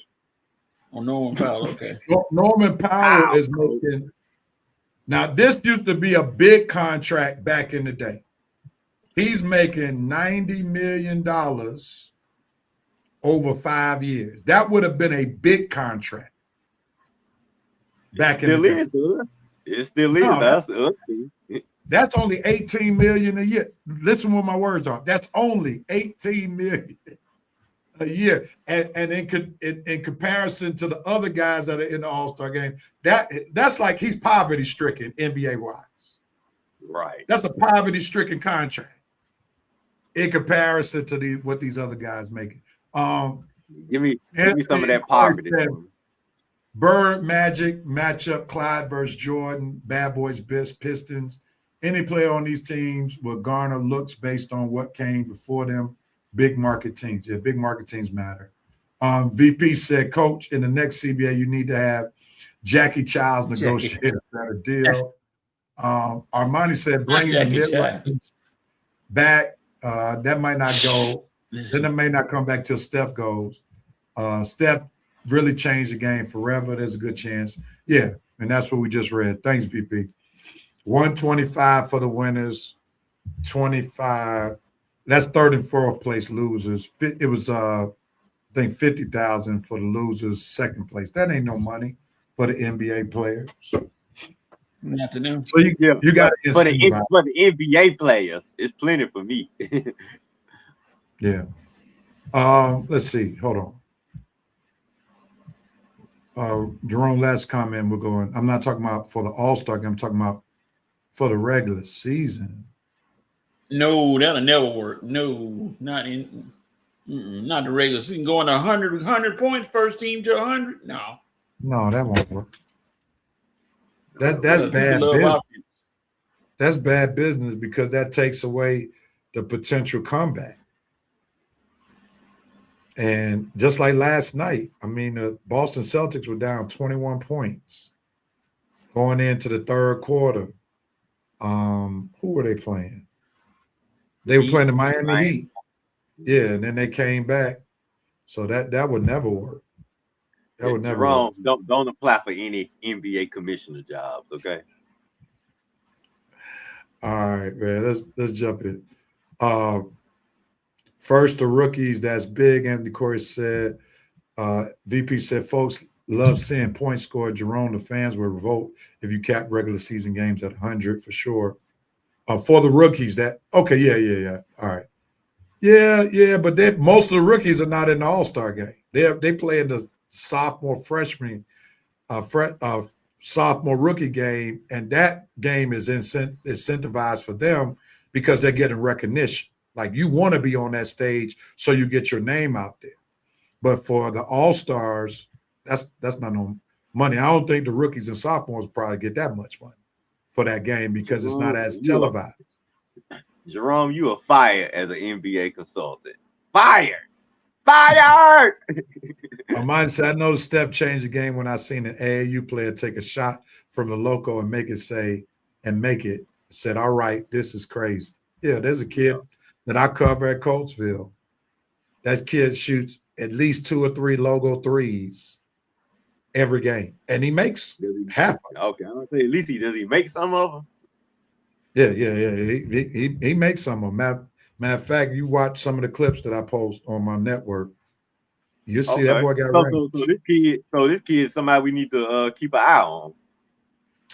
Yeah, I mean, he's the number 3 ranked sophomore in the nation. What's his? How tall is he?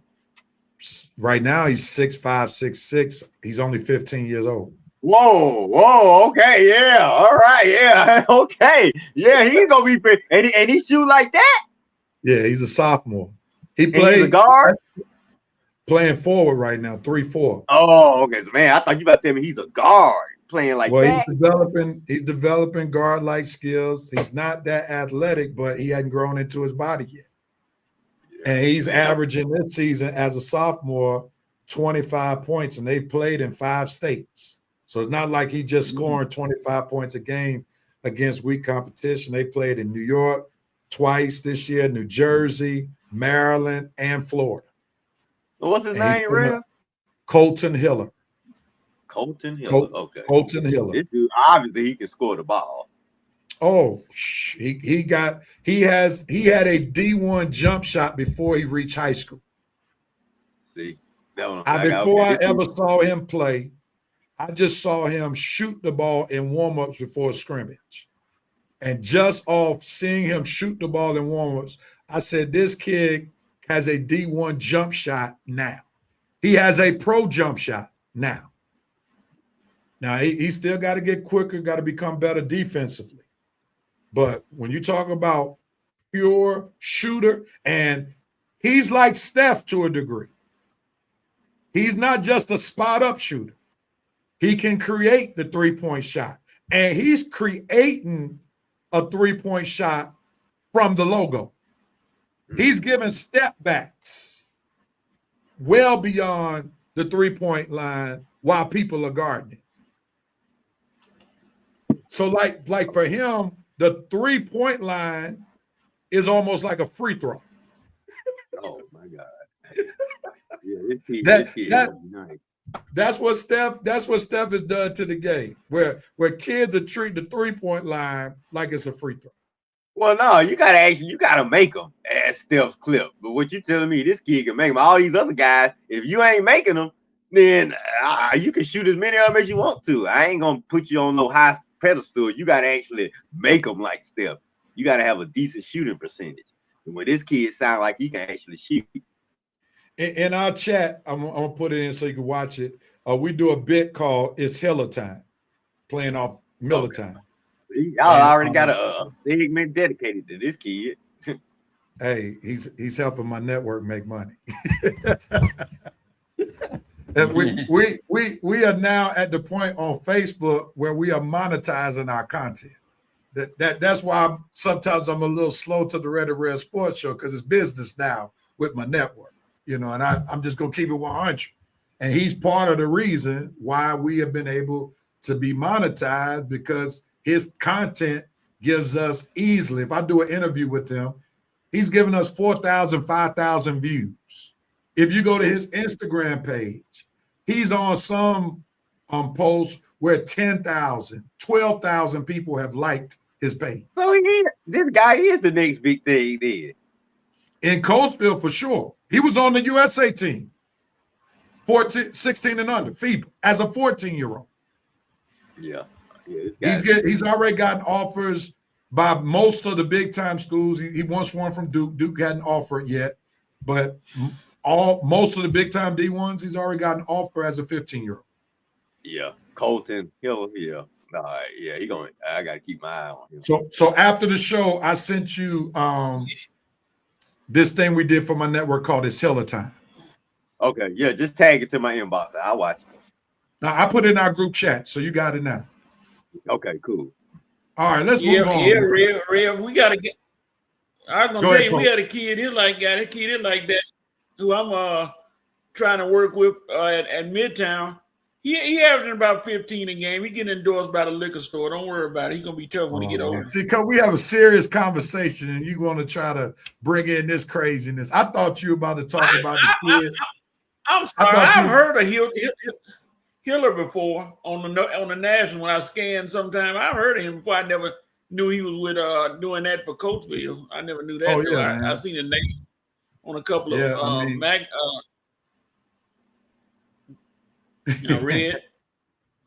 Hold on right quick. Let's see. VP said kid currently has Bama, BYU, Indiana, K-State, Louisville on his recruiting list. He's a brother Beige, Red Rose. You're gonna love him. Now he's not brother Beige. He's of the brother persuasion. Let me be clear. Colter Hill is part of the 2028 class. I'll check out some highlights. Go to my 610 Seville Sports Network page.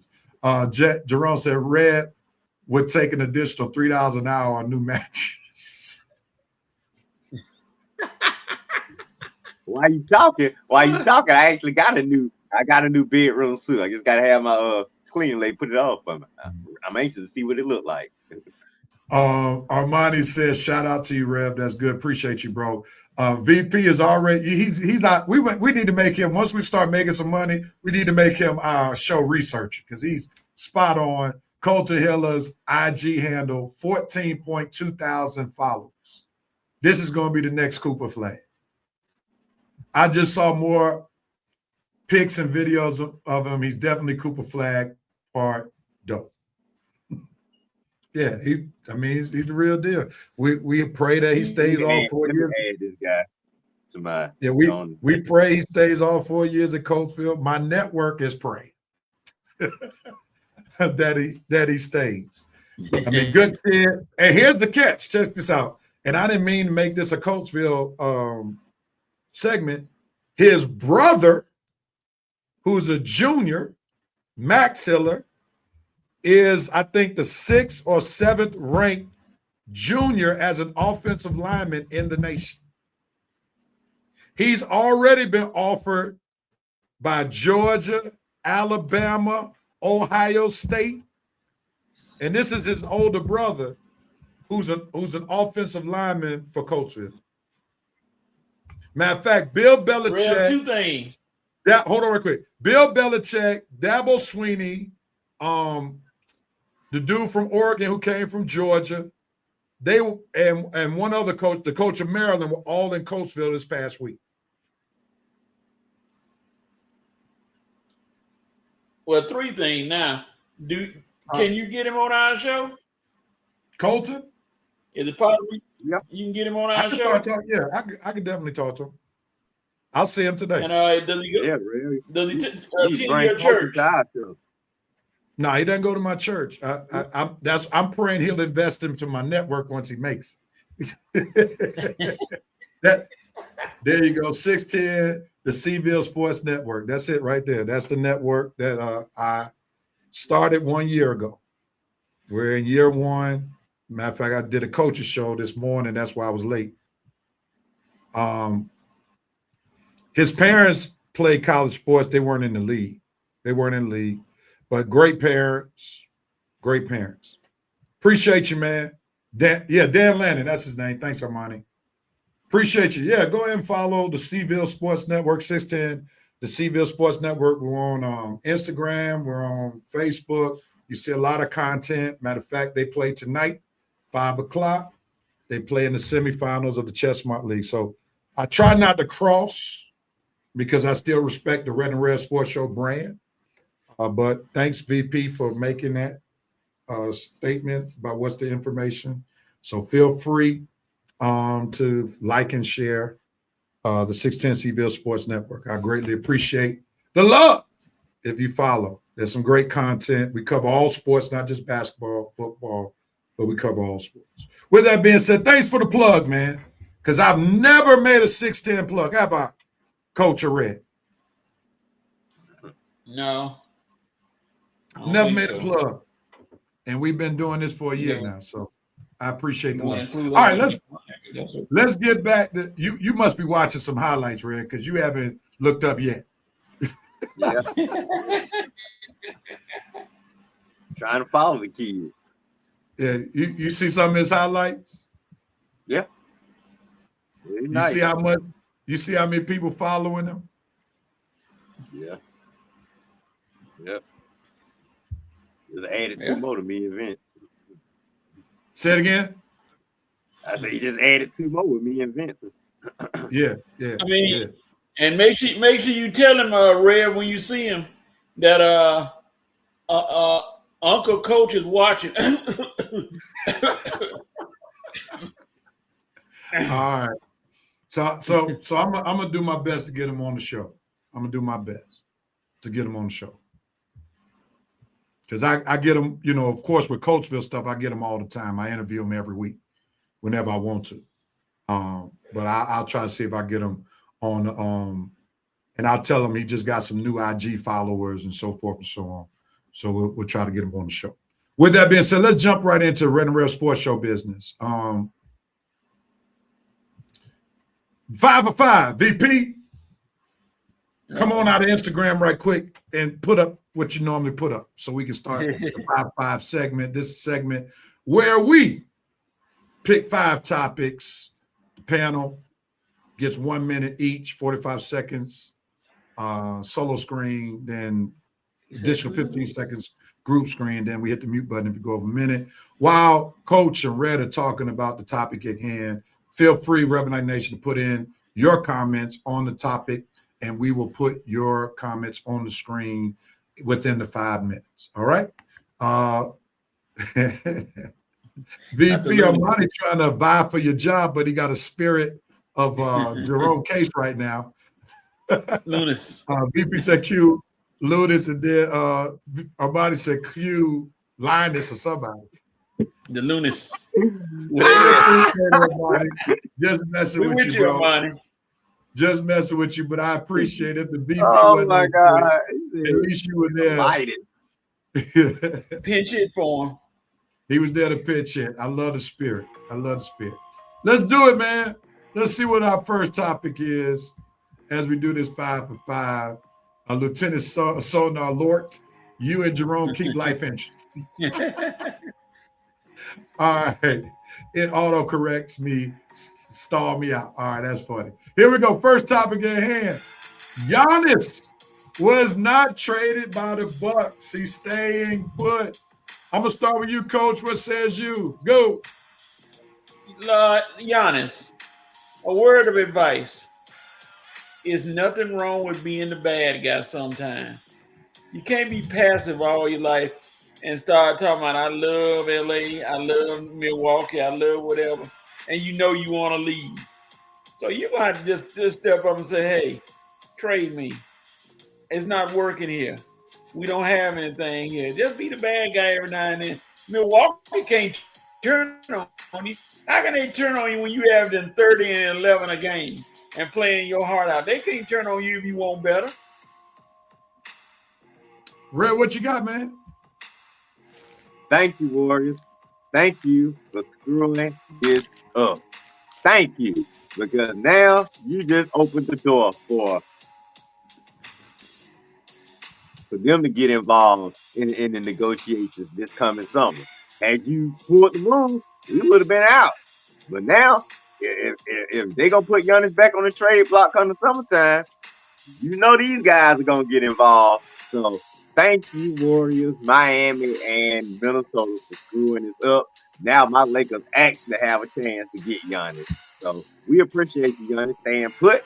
My Lakers will be getting in touch with your people or Milwaukee real soon come summertime. Appreciate that. All right, let's see what comments we got before I start asking some questions. BP said one word, tariffs. The Greek freak has a huge tariff on them. No one wants to pay that. Stay put, big fella. Stay warm up there. Anthony said Nash just couldn't come with them. We'll take them in LA. We'll take them in LA, Anthony. If we taking Bronny, we'll take Dynasty. VP said, good point. No one wants his trash or useless brother. Now, Red, we still You got will. time. We still got time with the 5 minutes. Now, you'll have salary cap room, okay, for sure, because LeBron's contract will be off the books, and if he decides to come back, he'll have to play for a lot less. What trade assets do you have to get a Giannis? I guess Vanderbilt, Rui, all our draft picks, really all the players we got except for Luka and maybe Austin. Everybody else is available. All the draft picks gonna be available. I don't know if it's gonna be enough to get a Rev because we probably should have kept Vincent to throw him in the deal too. But I'm just saying, I know the Lakers are gonna try for it. May not work, but we're gonna try. Well, Austin Reeves is gonna have to be a part. There's no way around it. One, he fits the brand of Milwaukee, if you catch my drift. Number one. So he helps market that area. Matter of fact, Austin Reeves is more Milwaukee than he is Los Angeles. Let's be honest. Okay. So Austin Reeves got to be a part of it in order for any of your draft picks to make sense, because they said they want a young star in return. Austin Reeves is the only young star that you have. And he and Luka do similar things. Austin Reeves needs the ball. Luka needs the ball. That's why they got Austin Reeves coming off the bench when he came back, because Luka and Austin Reeves kind of cancel each other out because they're the same player. Plus, they're both defensive liabilities. So you would be better centered around Giannis and Luka and get other pieces like defensive pieces than having two defensive liabilities on the court at the same time. What's your thoughts? I get it. I would miss Austin, but hey, if we get Giannis and we get, I'm saying if they got Giannis back and they gave him Austin plus the picks, I would accept it. I would accept it because we got Giannis back. But I'm sure we would miss Austin because I would love to have those three together. But we will figure it out. We figure out the pieces to put around. So either way it go, I would move forward with it. All right, Winston said Warriors tried to dump salaries. He said Warriors tried to dump salaries and screwed the pooch. Brian going back to Cleveland. Giannis is going to the Lakers with the money Brian leaving will create. There's a good chance. It just depends on New York. That's where he really wants to go. And if New York does not make a strong run, they'll be willing to part with some pieces. And New York got some draft ads. Well, they gave him away to get Malik Bridges. So that they may not have as much draft capital as they used to. The VP said, be objective, Red Rose. Jerome said, see, Rev, don't do me like that. I wasn't going to say nothing about you bringing your side piece sports show to the sports show cookout. I didn't do it. That was the VP. That was the VP who said, what's the name? I didn't do it. We just so happened to talk about a kid that I cover who fit the conversation about basketball. Winston said, Rui, Connect, Vanderbilt, some pick swaps, and a couple of firsts. Reeves don't need to be, man, please. Stop it. Stop it, Winston. They are not giving up Giannis for guys who not even the main guys on the second team. Come on now, stop it. You're going to give me all these ancillary pieces, and it ain't like you sending me 5 draft picks because the Lakers don't have them. Yep. So they got to be Austin. Like, come on now. They're trying to be relevant, and they got to have somebody to go with who they're trying to get in the draft. You know, they're hoping to get one of these studs in the draft. So they got to be somebody who complements a younger player and to make the game easier. Does Rui make the game easier for anybody? No. They can't give Connect away now. That's how bad his value is. They can't even get a second-round pick for Connect. And the Lakers may have hurt themselves when they rescinded that trade last year. They definitely hurt themselves in the playoffs last year, because that's why they got killed, because they didn't have a big man. Mm-hmm. And now they can't give Connect away. They can't even trade him for a bag of Doritos right now. That's how bad his value is.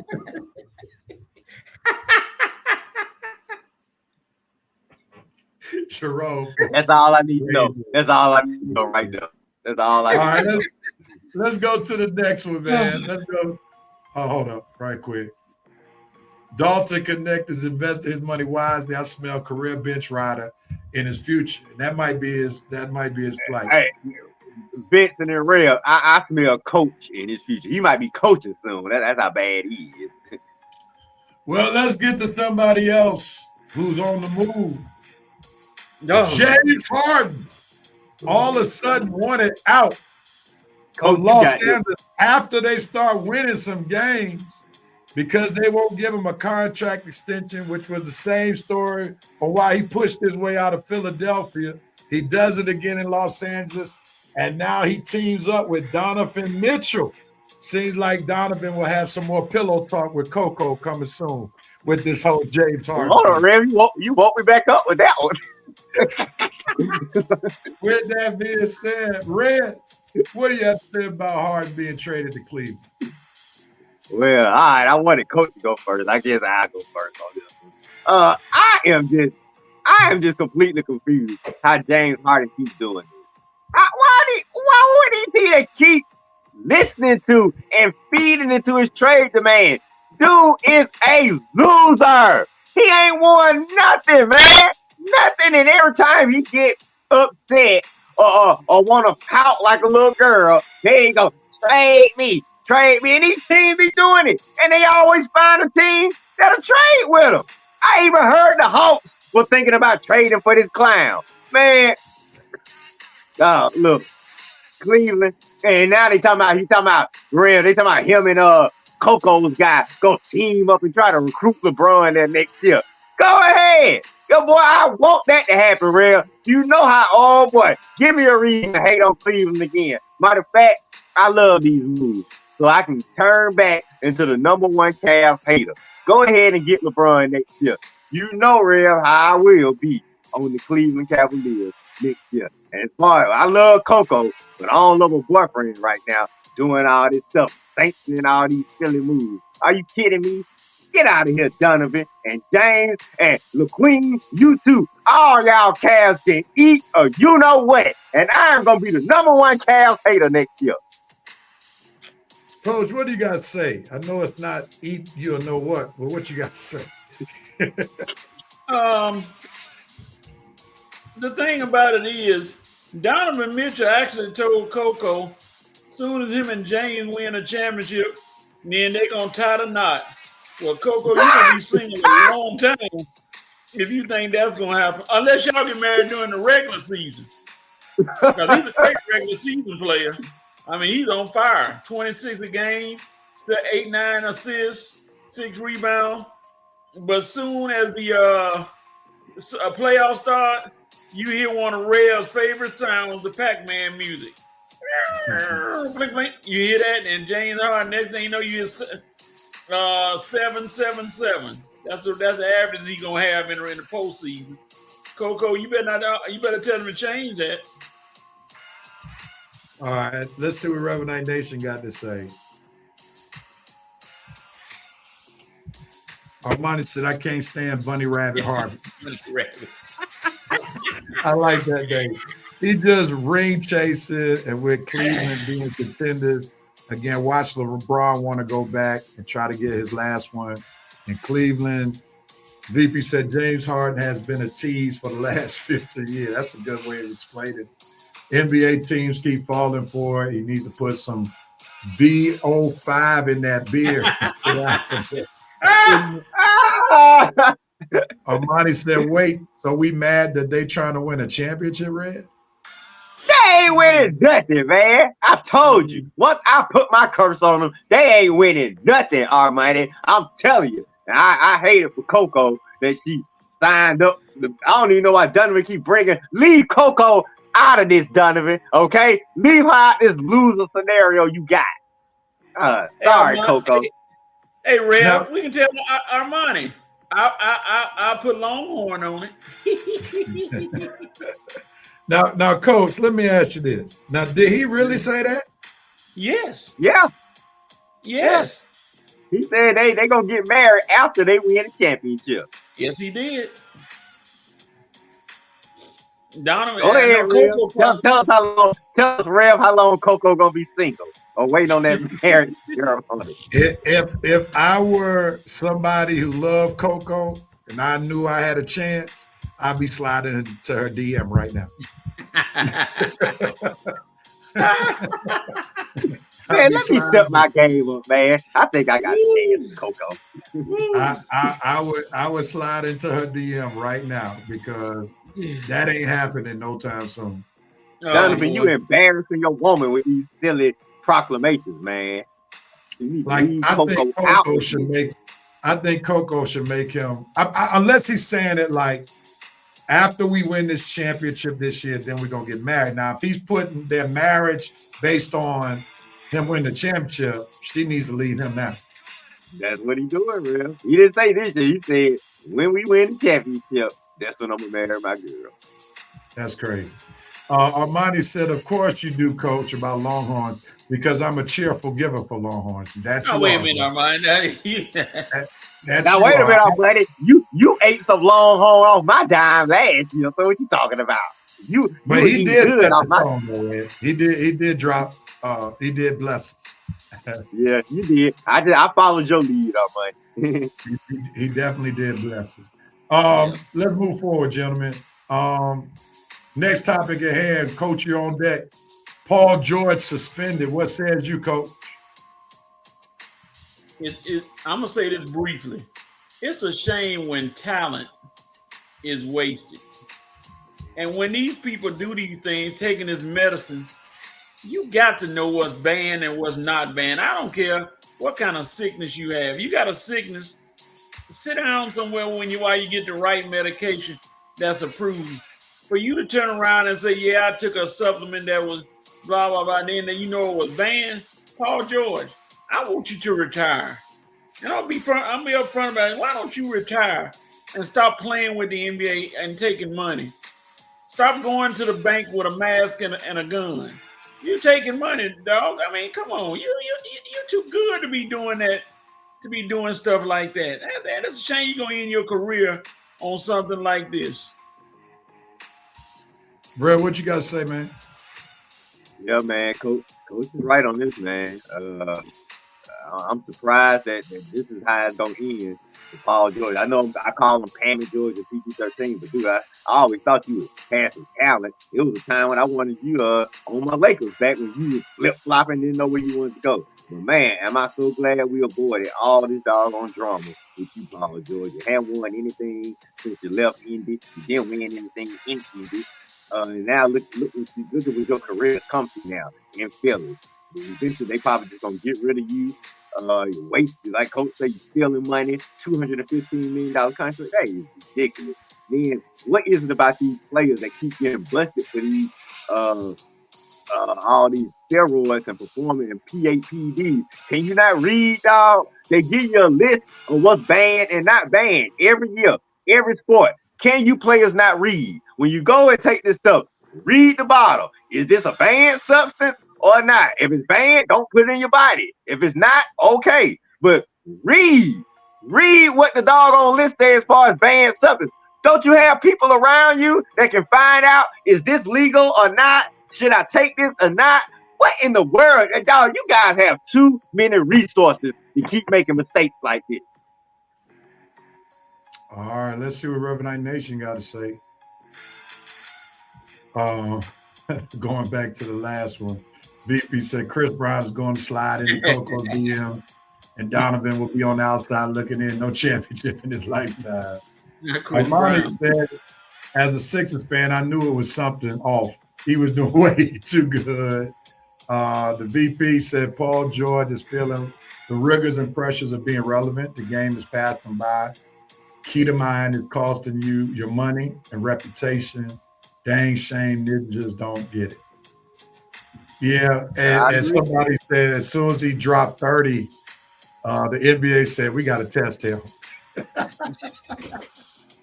Right to it. I mean, Yeah, straight to it. yeah. And I see But- they were right to do it too. Yeah, and I mean that's a lot of pressure, especially in Philadelphia, right? Like if you were playing Indiana, even the Clippers, and if he had fallen off a cliff making 50 million, he might not have gone as far as he did. But Philadelphia, you got a whole different type of pressure that's going on. And we saw that with the offensive coordinator. Like some folk didn't want to become the offensive coordinator because they know the pressure, the ridicule that comes with being in Philadelphia. I agree with Red Paul. You signed up for this dude. Nobody told you to take that money. Where did you That's think you were right. going? That's You fair. took the $215 million to go to Philly as a free agent. Paul, I don't sympathize because you could have went and you could have went to Sacramento. You could have went to any of these teams and did what you did, just hang back because you're not winning in the championships and your star has completely faded. So, dude, this is on you, Paul. You took the money to go to Philly. You knew how tough the Philly sports media is. So, hey, man, that's what I'm saying. You guys got to think. Use your resources. You got people around you to help you make good decisions, and you guys still make these stupid, idiotic, asinine decisions. That's a fair point. Very fair point. Very fair point. Took the money, so you got to take the scrutiny. Winston said PG pride won't allow him to retire. The trajectory he was on. Then the leg injury has created the situation we have now. He had a career lined up for after basketball, but now that's up in there. He had a great podcast, actually. And Philly fans stopped him from doing that podcast because they were like, you spending more time podcasting and being on the injury list than you being on the court. And we don't take that 50 million you making lightly. Armani said Philly fans are absolutely no joke. They play no games when it comes to criticism. Facts on all accounts. All right, one more basketball topic before we go back to football. Lakers and Hawks moves. The Hawks get Jonathan Kuminga for Kristaps Porzingis in the trade deadline. Also, Red made mention of the center they got from the Memphis Grizzlies. They also traded Luke Kennard. The Hawks and Lakers made a trade. The Hawks get Gabe Vincent, and the Lakers get Luke Kennard.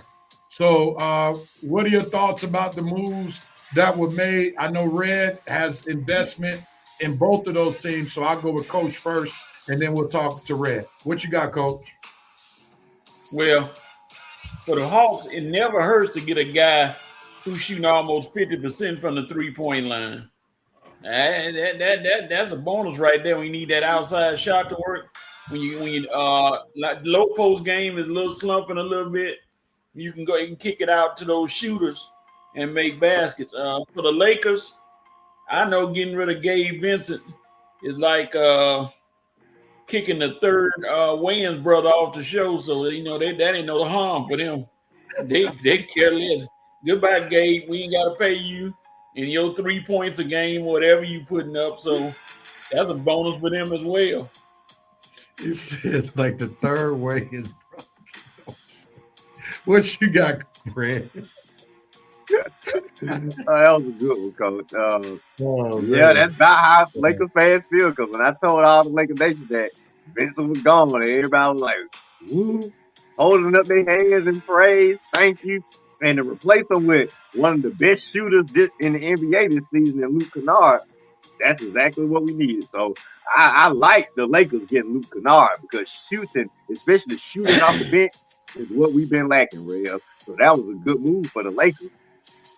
Hawks got enough offensive guys. So getting a guy that you can put on defense, Gabe Vincent's defense, is better than his offense. So having Gabe coming off the bench, I guess for Dyson, because Dyson another defensive guy. So yeah, I guess I like that move for the Hawks because with the Hawks getting Kuminga and Hill and CJ McCollum earlier and Corey Kispert and now even Jock Landale, man, real Hawks got guys that can put it in the basket. That ain't what I'm hurt. So if the Hawks defense can match their offense, Rev, the Hawks can sneak in the East playoffs and actually make it noise because this team that they have, these guys all, man, you got so many guys on this team, Rev, that can drop 30 on any given night. They lead the NBA in assists, the most unselfish team in the NBA. So, like I say, you don't even know who to really focus on a given night. Yeah, you know Jalen, and the fact that Jalen's getting his triple-double steal with all these guys around him doing their individual things. I like that. Now, my questions are Quinn Snyder as the coach and our defense. Those are my questions about the Hawks. All right, I spared you the mute button because you were talking about two teams that you emotionally invested in. So I'll let you get that extra in. Armani says Lakers made a great move. I will say this. It was a great move for both teams because Luke Kennard is actually who the Lakers thought Gabe Vincent was, who he's not, right? Or Jonathan Connect. Well, no. Here, catch me on the two guys who were traded. Gabe Vincent had a wonderful and unexpectedly good career with the Heat. What the Lakers thought he was a catch and shoot guy. No, he needs to handle the ball more, right? And they brought him into LA with LeBron thinking he was an AD as catch and shoot. He's not that guy that's just going to sit in the corner and be ready to hit shots. He likes to handle the ball a little bit. Luke Kennard is exactly what they thought Vincent was, where he's just waiting for the open shot. He's not looking to do a lot of ball handling. He knows when that ball is swung or skipped to him, he's ready to shoot the ball. So that was a great move for the Lakers, and it's a great move for the Hawks because the Hawks don't have a guy like a Luka, like a LeBron, that's going to be pounding the ball 85% of the time. Now, will Jalen Johnson be more that guy? A little bit, yes. But will he be it as much as Luka is and LeBron? No, because that's not his complete game. So I think it's a win-win for both teams. And I believe it's definitely a win for Gabe, who needs to jumpstart his career because his time in LA was lackluster at best. Real, that's what I need to hear that analysis, Real. I appreciate it. Now I feel better about both moves and what both teams did at the trade deadline. And that's why you are NBA guru. Well, I appreciate the designation of being so. Let's go to football. Last topic for 5 for 5. Red, you're on deck. No black coaches hired during this cycle. 2 were fired, but none were hired. 1 decided to take a year off in Mike Tomlin. What's your thoughts? Go with it, Red. This is my thoughts about this guy. I'm just going to make it simple. The reason the black coaches are lagging because there's not enough black offensive guys in the coaching ranks right now. Not enough black offensive coordinators around. And a lot of these teams that made moves, they were looking to replace their coaches with offensive guys and offensive gurus or young offensive creative minds that can come in and change things. And that's what we're lacking in the NFL these days, guys. It's not enough young black creative offensive minds in the NFL. And that to me is a problem, and that's what we got to start fixing. The defense, if teams were looking for defense, then it probably would have been more black guys hired because there's plenty of black defensive gurus in the game.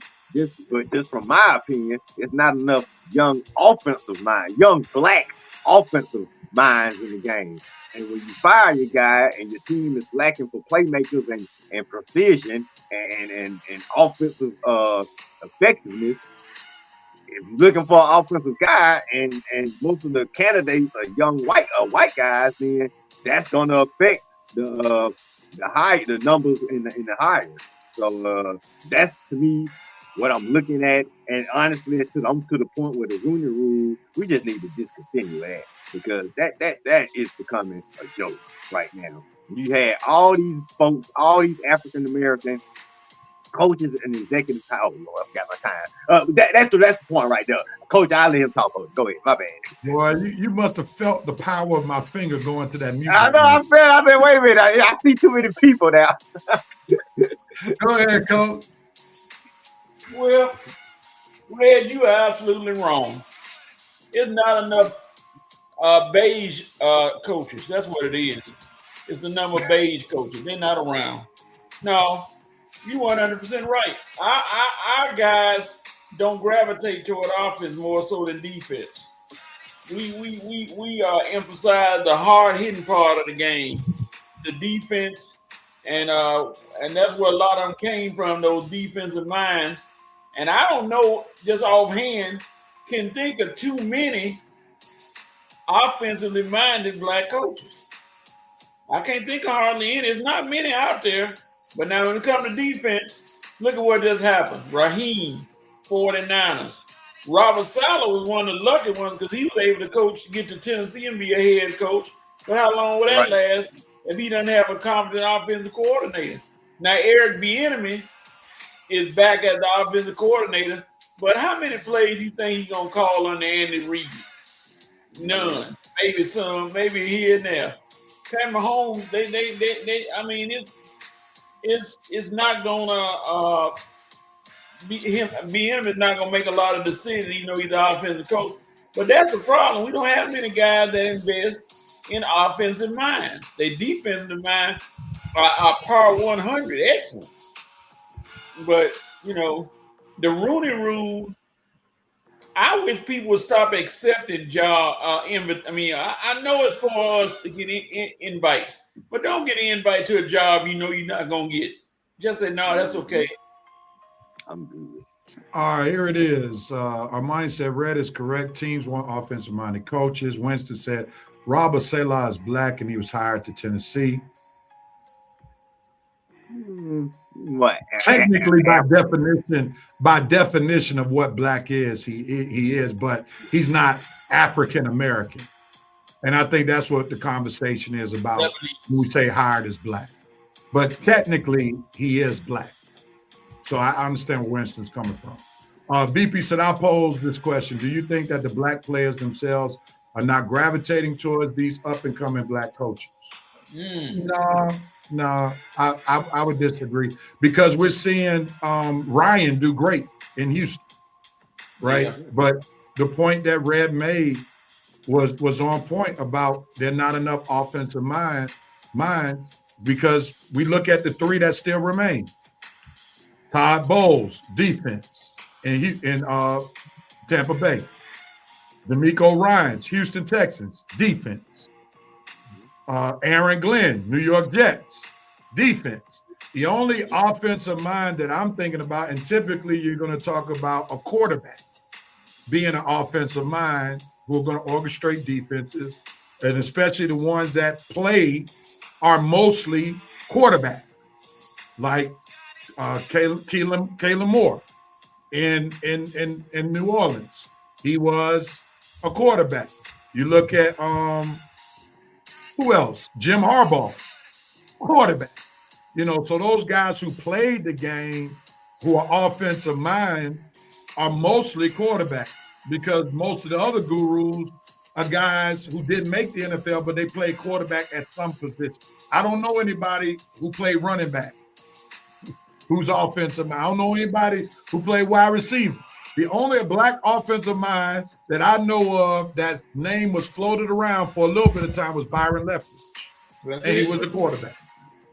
You know, so we may see more offensive minds probably in the next 10 to 12 years because we see more black quarterbacks.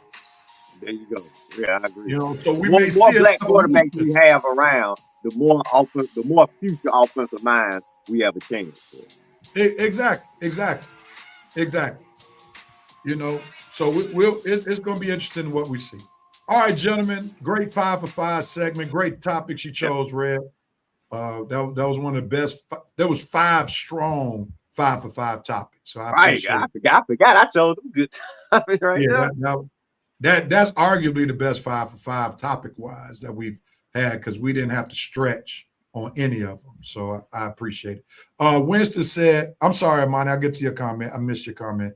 He said, oh, okay. We got some more. VP, okay. He said this. I'm sorry. I'll get back to you, Winston. I agree with Red Rose. Black offensive minds are on the low in the league. Call it a lack of opportunity. I'm not sure. I think Byron Leftwich was our front rider. Yep. And he decided to leverage to ask to the Jaguars by requesting to have a different GM. Not sure what he was thinking in that moment.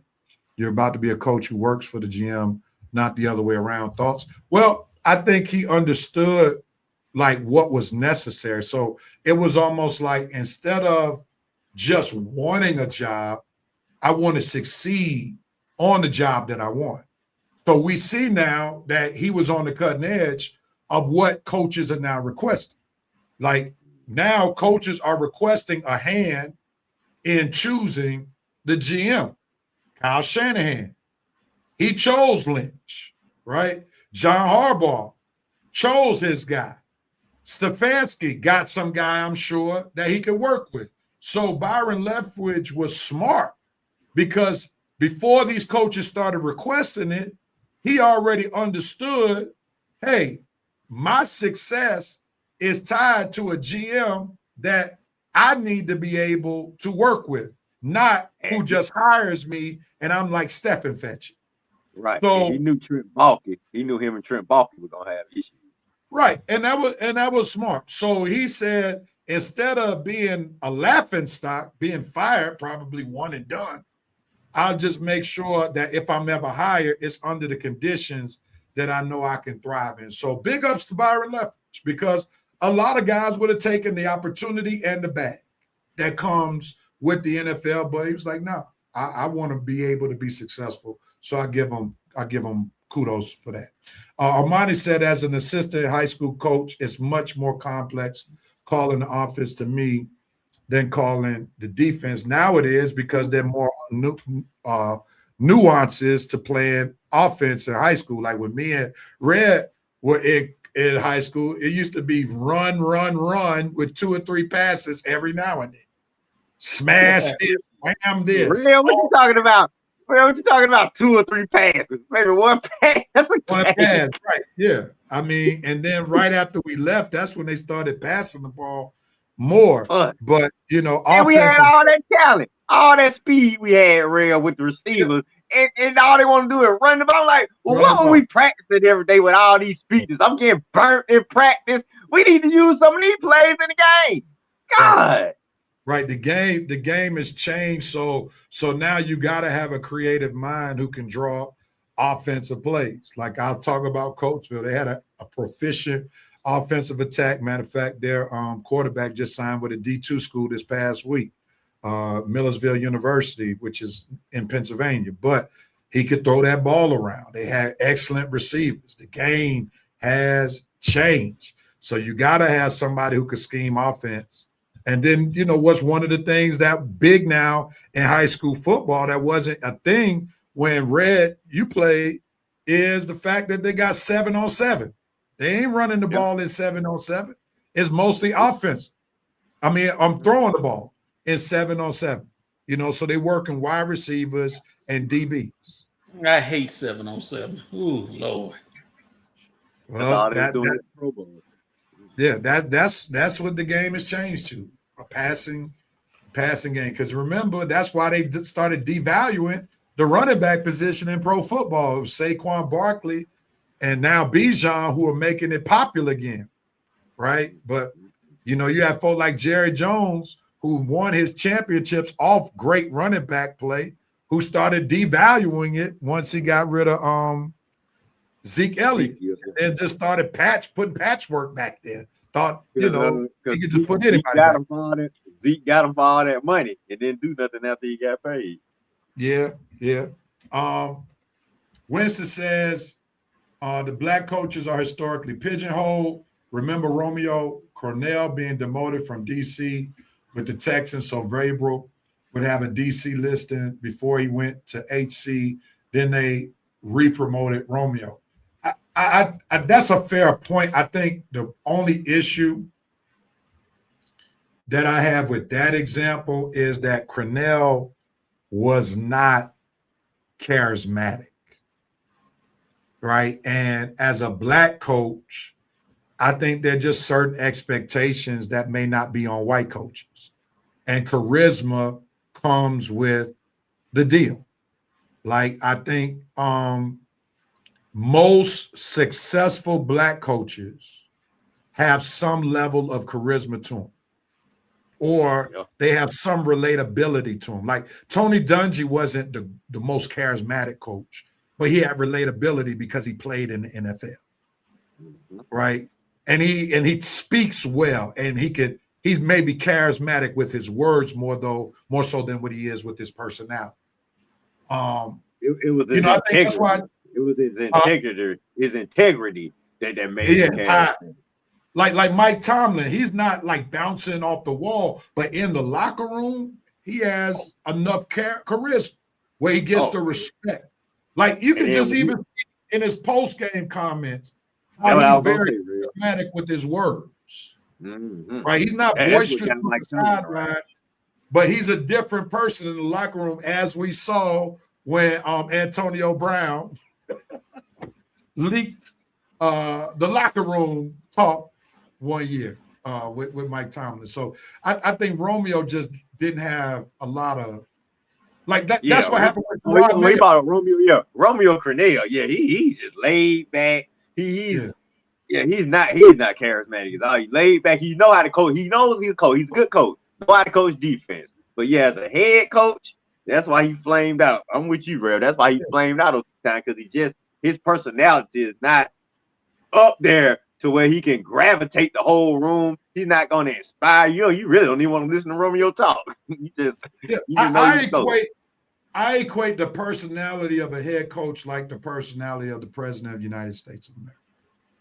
Most of our presidents have been very charismatic. Joe Biden just happened to be at the right place at the right time where we needed a break from Donald Trump's charisma. But hate him or like him, whatever, Donald Trump has a whole lot of charisma. Oftentimes, in my opinion, is passed in the wrong direction. But the reality is he can galvanize, which is sad commentary on America, millions of people, right? Because he has a charisma that people flock to. President Obama, very charismatic, right? That was part of Hillary's problem. Smart woman, arguably the most qualified person to ever run for president of the United States, but not charismatic at all. But her husband, on the other end, Bill, he was so charismatic, people started classifying him before Barack as the first black president, right? I remember him still on the Arsenio Hall show playing the saxophone. And they were like, he got to be a brother, right? So there's a certain level of magnetism that you have to be a pro NFL head coach, and a successful one at that. Because I think Romeo Crennel is like in the same Crennel would be in the same vein as Gerard Mayo, who the Patriots just fired last year. Mm-hmm. You see Vrabel is taking the team, of course, with some free agent acquisition because they spent a lot of money in free agency, and now they're playing in the Super Bowl on tomorrow. We'll get to that right quick. Crennel wasn't a head coach at the time. Bill O'Brien was. Romeo was the DC. Vrabel was a linebacker coach, and they demoted Romeo for a year, then put him back in the DC post. Y'all missed my mess. All right, my bad for missing it, but you're kind of proving my point because Vrabel is more charismatic than Crennel. I mean, it's the charisma piece. And Crennel, they saw that Vrabel was going to be better at that job than Crennel was going to be, and we see the proof is in the pudding because Vrabel has gone to two different places and done great work. Mm-hmm. Like the Titans been garbage ever since he left. Mm-hmm. Now, in 1 year, he's taking the Patriots to the Super Bowl. So that makes sense on why they made that move. Like, kudos to the head coach who made that move. Like, kudos to Bill O'Brien for saying, listen, we'll get more out of Averill as the DC than we will get out of Cornell. Yeah. That's we a love smart you, move. Romeo. You just wasn't that type of coach, buddy. No, he wasn't. Armani, and we'll get to the Super Bowl. You can tell we're not overly excited about the matchup because we haven't rushed to Super Bowl conversation yet.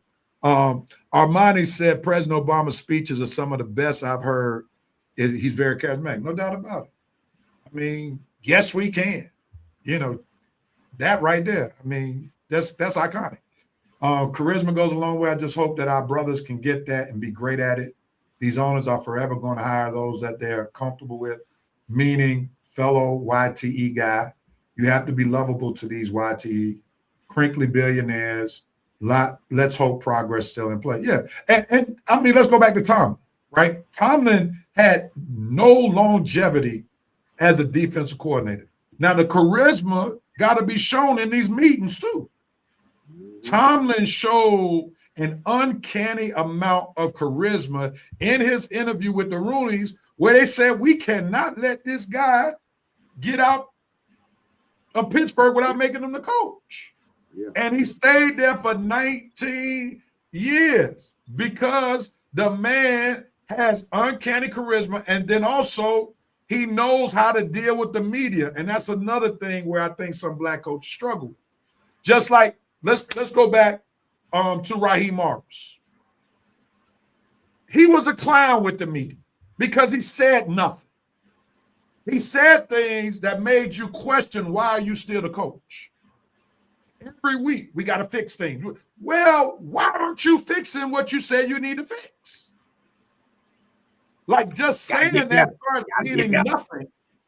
And it's basically saying you don't have what it takes to get things fixed.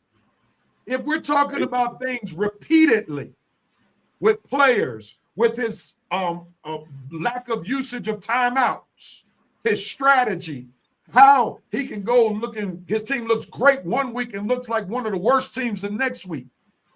That shows you are incapable of getting the job done. So the media and being able to handle the media goes a long way as well. And your market matters.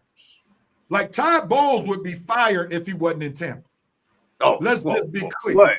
Woo, if he was in Philly, bye. If he was in Philly, even if he was in Atlanta, he would have been fired by now because he would not be able to deal with the media.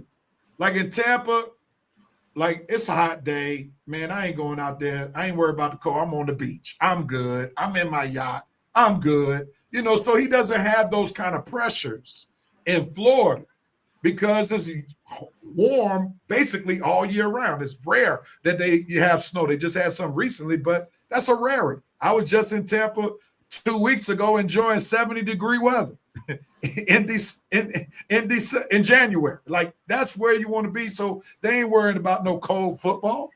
They got other things to be worried about. But you got to have charisma, right? You got to have charisma. Let's see here. How much charisma did Bill Belichick have? None, but you know what he had? A resume. And he had someone who vouched for him. And that was a Super Bowl winning coach in Bill Parcells. And he had a resume. On his resume, he coached arguably the best defensive player to ever play the game in Lawrence Taylor. And won multiple championships with him. So when you get a Super Bowl winning coach, along with one of the best players to ever do it, to vouch for you, because you know, like in jobs, you have people who write letters of recommendation for you. And you have those two guys leading the way, helping you with your recommendation letters. 9 times out of 10, somebody gonna pay attention. Bill Parcells' name at that point meant something. Lawrence Taylor meant something. So he was a product of his production as a coach and people vouching for him. And to your point, it didn't work in Cleveland, but then he got in the right situation in New England, and the rest is history. And he did win. He did win in Cleveland, that one team. So that kind of helped him out too. That 95 team. Yeah. Thank you, Vincent. I was not up on the urban vernacular YTE, and so thank you for helping me out get my secular pronunciation key better. White, thank you so much. VP said Mike Tomlin is the epitome of charisma. He needs to conduct a masterclass on this. Eric Bieniemy could definitely benefit from that. Yeah, Eric, great coach, but he probably would never be a head coach because you got to lead men and you got to be charismatic.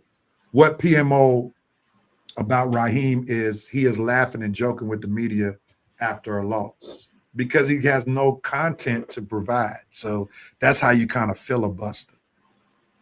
Somebody wake Coach up there. Wake up, Coach. Armani said, and a losing record for sure. Armani says Sark not that charismatic. He got the Texas and the Falcons gig based on Nick Saban and Pete Corral vouch. There you go. Letters of recommendation by 2 championship winning coaches. So that goes a long way. All right, Coach. Sark got a black wife. I don't care what the man say. He got a black wife. She got a lot of charisma. Yeah, that's where the charisma goes.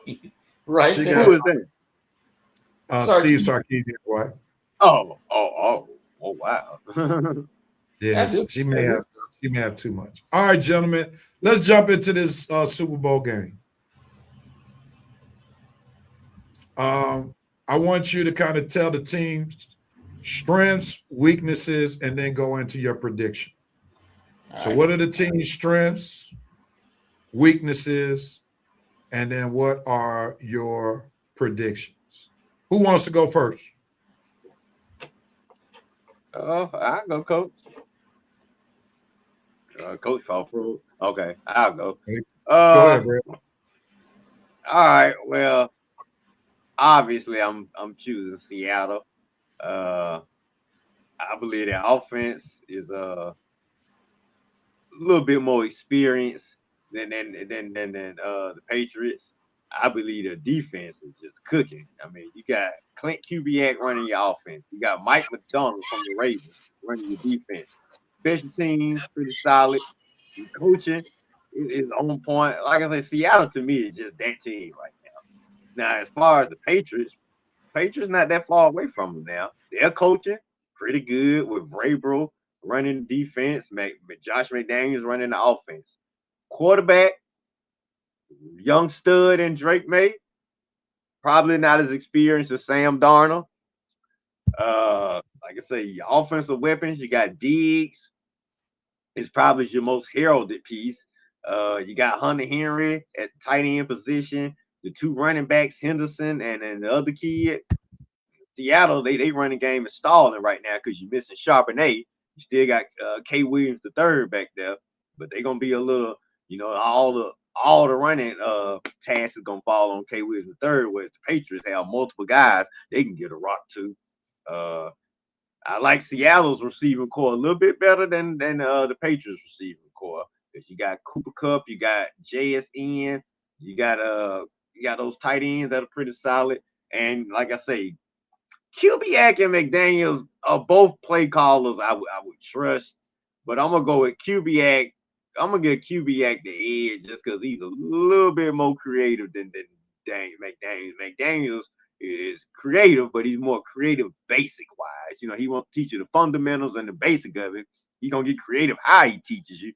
But Kubiak is about to be on the next big thing to me. So that's why I always favored him more. Like I say, Red, they even teams to a point, but I'm leaning towards Seattle mainly because to me they're more experienced. The Patriots are a young team, real young team. Like I say, didn't nobody really expect the Patriots to be here this fast. We didn't think Drake May was gonna grow up this quickly, but he has, and they've arrived. But they're still young, still got a little inexperience. They made it here basically because look how they got here. You got here, Houston didn't play their best. You had CJ out there turning the ball over. Denver didn't play their best. They missing their quarterback. and they had a blizzard come through, and you get by them 10-7. Seahawks had to climb a mountain. You had to get past the 49ers. I think that first game, and then you had to get past your two division rivals again that first game. And to me, playing division rivals, to me, and especially in the playoffs, is a tougher road than the Patriots had. So I'm just looking at Seattle's road to get here, and with the experience, and with Darnold, having to prove this one more game that I am the man. I know y'all didn't trust me before, but I have arrived too. So that's why I'm leaning more towards Seattle. I respect what the Patriots done. Like I said, the young up and coming Drake May has proved he deserves to be a top draft pick. Vrabel has proved he is that coach. But and Diggs has proved, well, I ain't gonna talk about Diggs. I just keep Cardi quiet. I appreciate Cardi being quiet this week. We ain't heard too much from Cardi, so that's good. But I still ain't choosing y'all, Stephon Diggs. But I'm glad you got to a Super Bowl. I'm glad you kind of rebounded your career a little bit. But I'm taking Seattle Rev because I've been riding with Seattle all year. That defense, I rode in fantasy all year. I like the Darnold story. I like the fact that he get to prove all his doubters wrong. Mike McDaniel, he was a young, nobody knew who he was. Before he got hired, he was a young defensive coordinator in Baltimore, and in 2 years he got his team in the Super Bowl. I like that stuff. I like the New England path too, but Seattle is who I'm rolling with, Rev, because I love their stories a little bit more. And I know folks just saying, "Man, got the Patriots already back in the Super Bowl again? We just got rid of him. Now they back again. God, what we got to do to get rid of this team?" Nothing, because they just that good. That's what happens when you have a well-run franchise, you guys. Hopefully one day our Falcons can know what that feels like. But in the meantime, I'm taking Seattle. Let's go Seahawks. All right, Coach, your turn. What you got for us? Unmute yourself.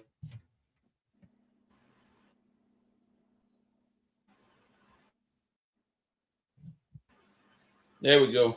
I'm with Seattle because I don't want New England to break our record of Super Bowl wins. I knew it. The weaknesses for New England is their offensive line. Their running game could be a lot better with Stevenson and Henderson, but their offensive line is kind of shaky at times.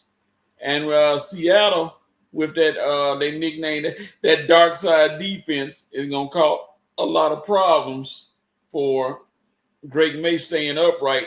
I know he can move around in the pocket. I know he can run a little bit, but he's going to have to be moving a lot with that defense. Because Emanori, who was hurt, they thought he was going to be hurt, but he's going to play. For Seattle, their weakness is Sam Darnold. And why I say Sam Darnold is because he could regress back to that Sam Darnold that first came there and was slinging all those interceptions.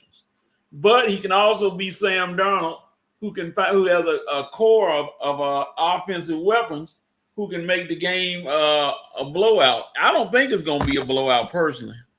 I think it's going to be a close game. And I just think I give Seattle 24-17.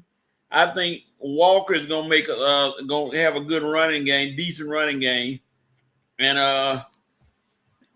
I think that the New England is going to focus a lot on Njigba, but Cooper Kupp and the tight end and those other guys are going to get open a lot because they're going to focus on Njigba so much. So Seattle is going to win. It's not going to be a walk away. A lot of folks are saying it might be, but I don't see it. I see it being a good competitive game. The weather will not have any factor at all because it's not supposed to rain. It's a decent, the temperature won't be as bad. So I give it to Seattle, 24-17. 24-17. Yes. All right, let me see. The VP says Seattle's defensive, offensive line, and running game is what got them there, and the occasional Sam Darnold making great decisions. Drake May is prone to make a bad decision against that defense. Special teams will decide this. Now, let's make sure we don't give a pass to Sam Darnold. Like it ain't like Sam Darnold plays lights out all the time. Exactly. So I think we got to also be reminded that Sam Darnold needs to make sure that his running game is on point to kind of offset him. You know, as some analysts have said, that Sam Darnold's success is based on how much yardage that Seattle gets on first downs. If they're like in 2nd and 4s and 3rd and 2, Sam Darnold is in much better position to be successful. But if he mess around being 2nd and long, 3rd and 8, where, you know, it's just he got to pass, Seattle might be in trouble. And I wouldn't downplay Vrabel's ability.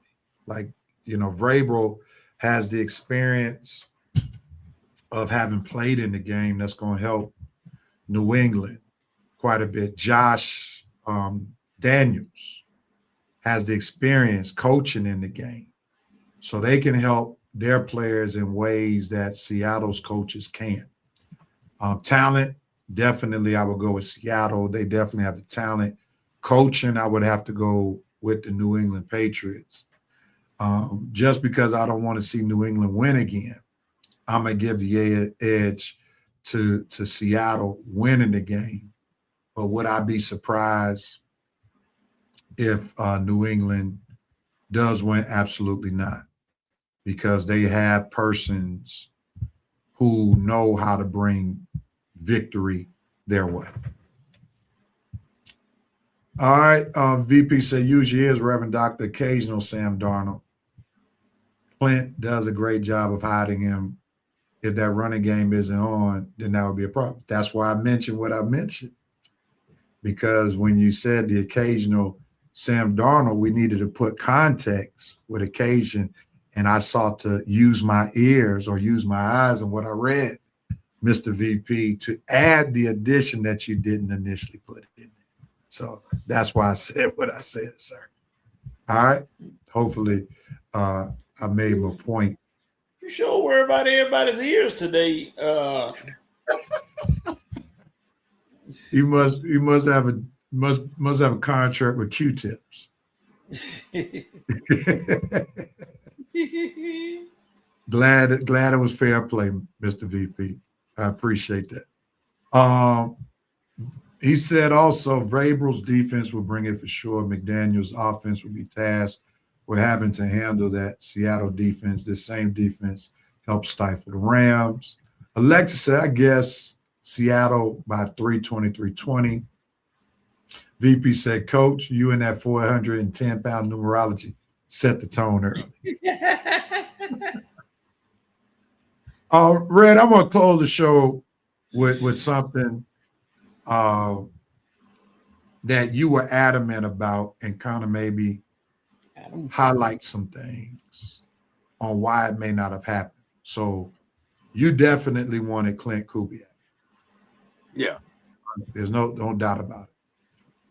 Now, Clint went to a situation where obviously he's going to be, in his mind,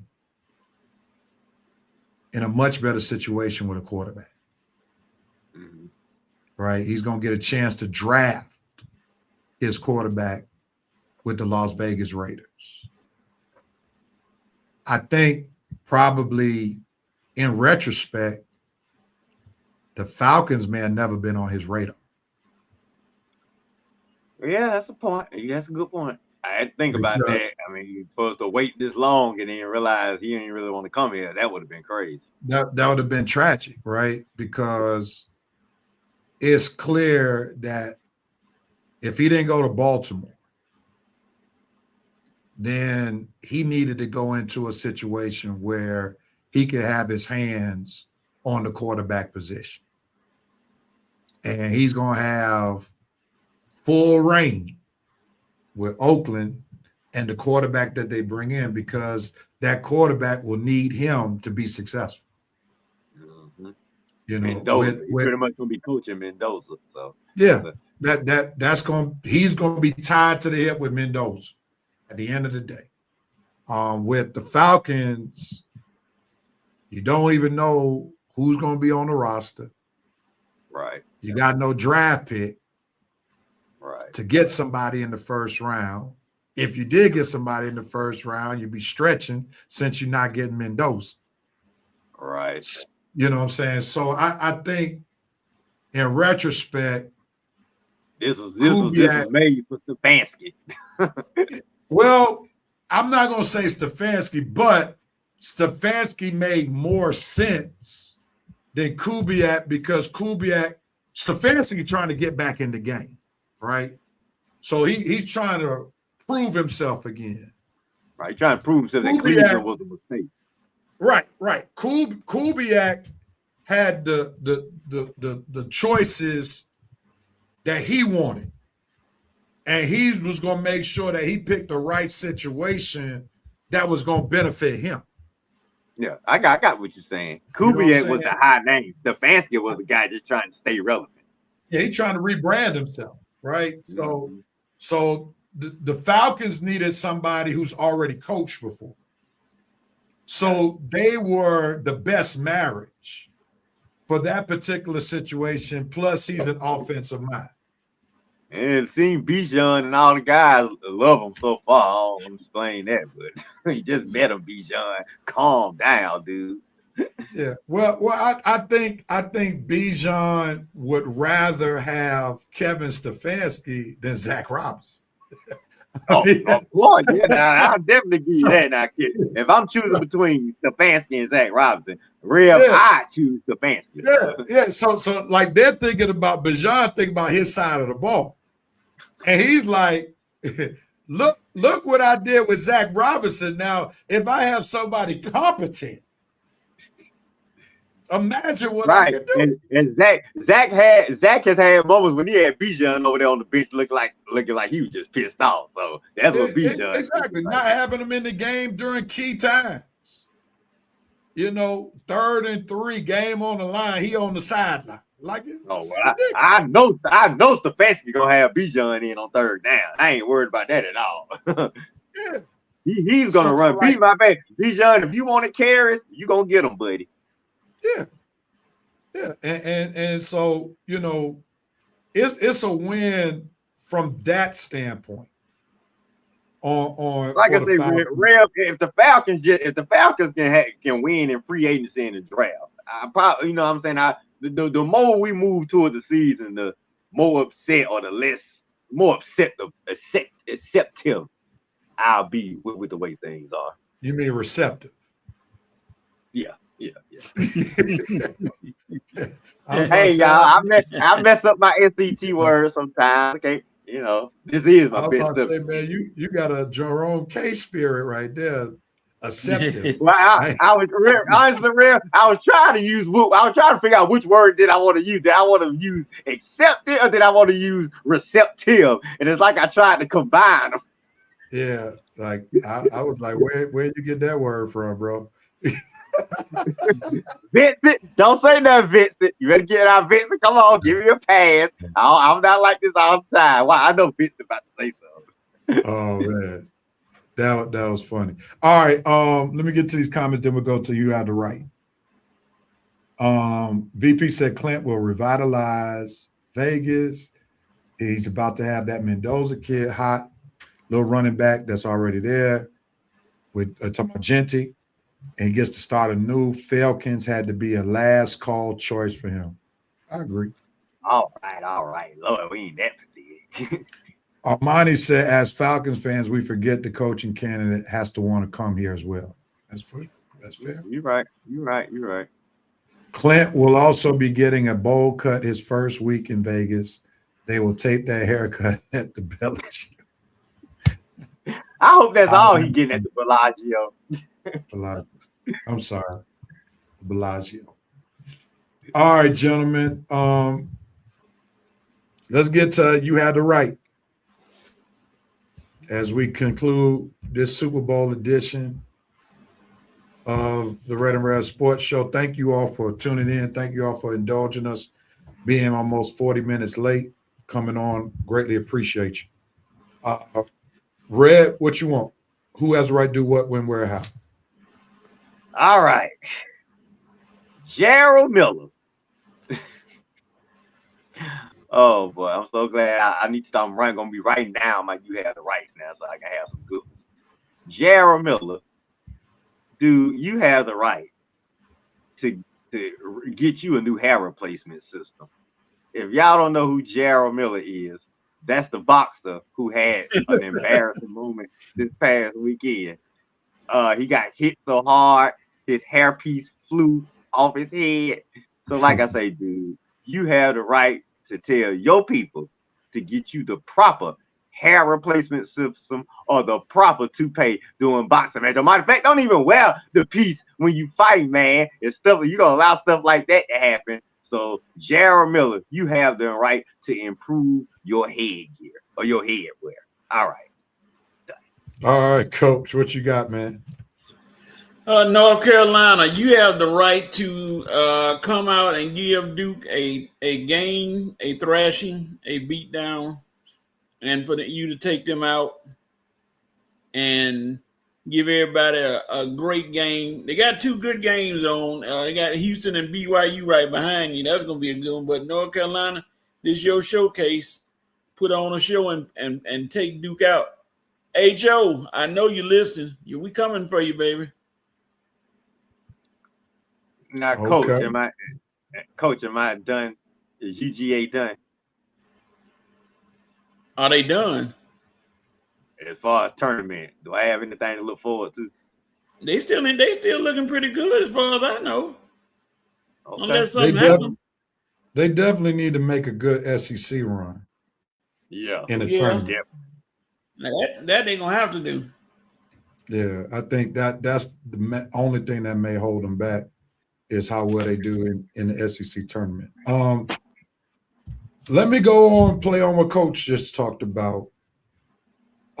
Duke and North Carolina. I'm not choosing one team over the other. I don't have a dog in this race. But you all have the right to give us a classic Duke North Carolina matchup. This would be huge for college basketball. It'd be huge for college basketball recognition. So give us an epic game. Please no blowout. Let it go to the end and give us an epic Duke North Carolina battle. That's what you both have the right to do from the sports realm. With that being said, let's see. Armani said, I believe Clint's father, Gary, was in his ear on which job to choose. That's a strong possibility. Armani said, North Carolina, you have the right to beat Duke tonight. Haven't been this excited about this game in a while. Facts. Well, I guess I'm gonna have to go with Duke then. And Coach and Armani cheering on the same team. I'm gonna go with the Duke guy. Because real to be fair, one of those guys might be playing on the Hawks next year. So I got Well, Caleb Wilson might be playing for the Hawks. Boozer could be playing for the Hawks.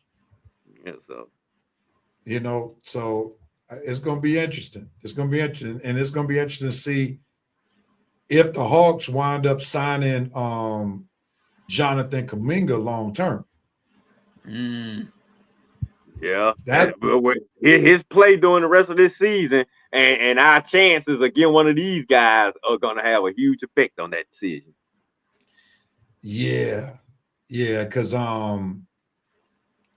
those guys we just mentioned, like those guys would be, in my opinion, on the radar more than Jonathan Kuminga.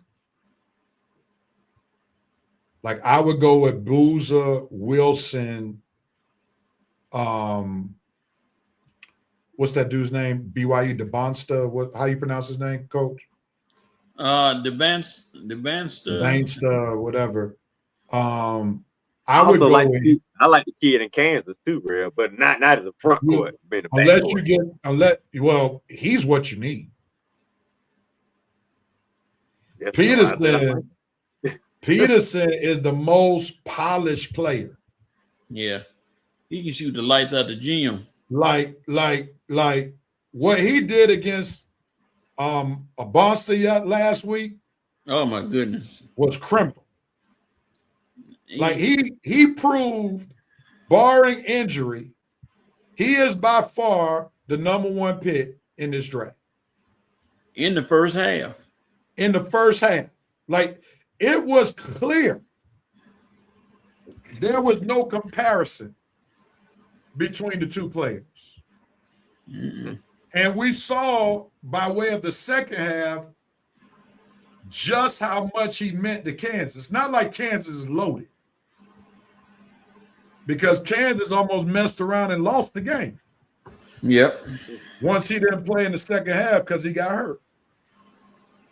Now, is he really injury prone like that, or is it just some nicks and crannies to him? It depends on who you talk to, because some folk are stating, and this is a character issue, that he might be tanking or doing load management. Yeah. Because he doesn't want to overextend himself in college. That's what the word on the street is when it comes to him. Well, you better figure it out, because I don't want no Hawks drafting no questionable player, man. I need somebody. I need integrity behind this guy. I need to know you really ball and not just you holding something back because you scared you're going to get hurt. If you're scared you're going to get hurt, then you're going to get hurt. So you can't be playing like that. Well, let's see. Let's be clear. He is a baller. Yeah, I know that's what I say. That's why I want him. If he's a baller, I'm just trying to see, is he injury prone or is he just nicks and crannies, and he'll probably better condition himself when he get to the NBA. Because if the Hawks get this guy, and I'm liking this guy, I can't be vouching for, because I've heard him compared to certain players, and when you hear a certain name, that's gonna wake me up, and the name. Who did you hear him compared to? Who you think? Why would I want him so much? Kobe? That's right. No, sir. Nothing. Nowhere close to him. I ain't gonna say nowhere close. I ain't gonna say close. Flashes. I don't think that's the right comparison. Probably not. Like I can't see a Kobe comparison until I see what his game looks like in the pros. Right. Okay. Right, because I don't, in the NCAA, you don't see a lot of ball dominancy. So I don't know if it's handled like the way he can set up people and so forth. So I don't know if he has that ability. He can definitely shoot the lights out. He can definitely get his own shot. He definitely can lead. Like those things. Ain't no question. But calling him Kobe, I don't know. Now, do I think he shoots better than Kobe right now at that same age? Yes. Okay. Like his jumper is wet. And he can rise up like Kobe and shoot over people. He can do that. But does he have the Mamba mentality? Well, yeah, that's what's gonna have to have. Yeah, you gotta have wait package for me to put you in that category. Yeah, we need a little bit more evidence before we take it to that level. All right, let's close it out. Yeah, because I got to make a move, fellas. VP said, Bad Bunny, you have the right to slay halftime show. The other halftime is going to be as dry as Little Caesar's pizza. Bad Bunny will bring the ladies to the tube for sure. He told y'all that you had 2 months to learn some Spanish piece. Armani, this kid can shoot the lights out now. That's for sure. He can. All right. Thank you, everybody. I'll be watching everybody. We're gonna finish. We're gonna have this discussion over the next few months. So we'll talk about it. All right. That concludes episode 410 of the Red and Rev Sports Show. Thanks to Coach and Rev. Coach and Rev, my bad. Calling you an honorary reverend. That would be must-see TV right now. That's somebody ahead of y'all listening to it. Yeah. Thanks so much, VP. Appreciate you. We'll be back.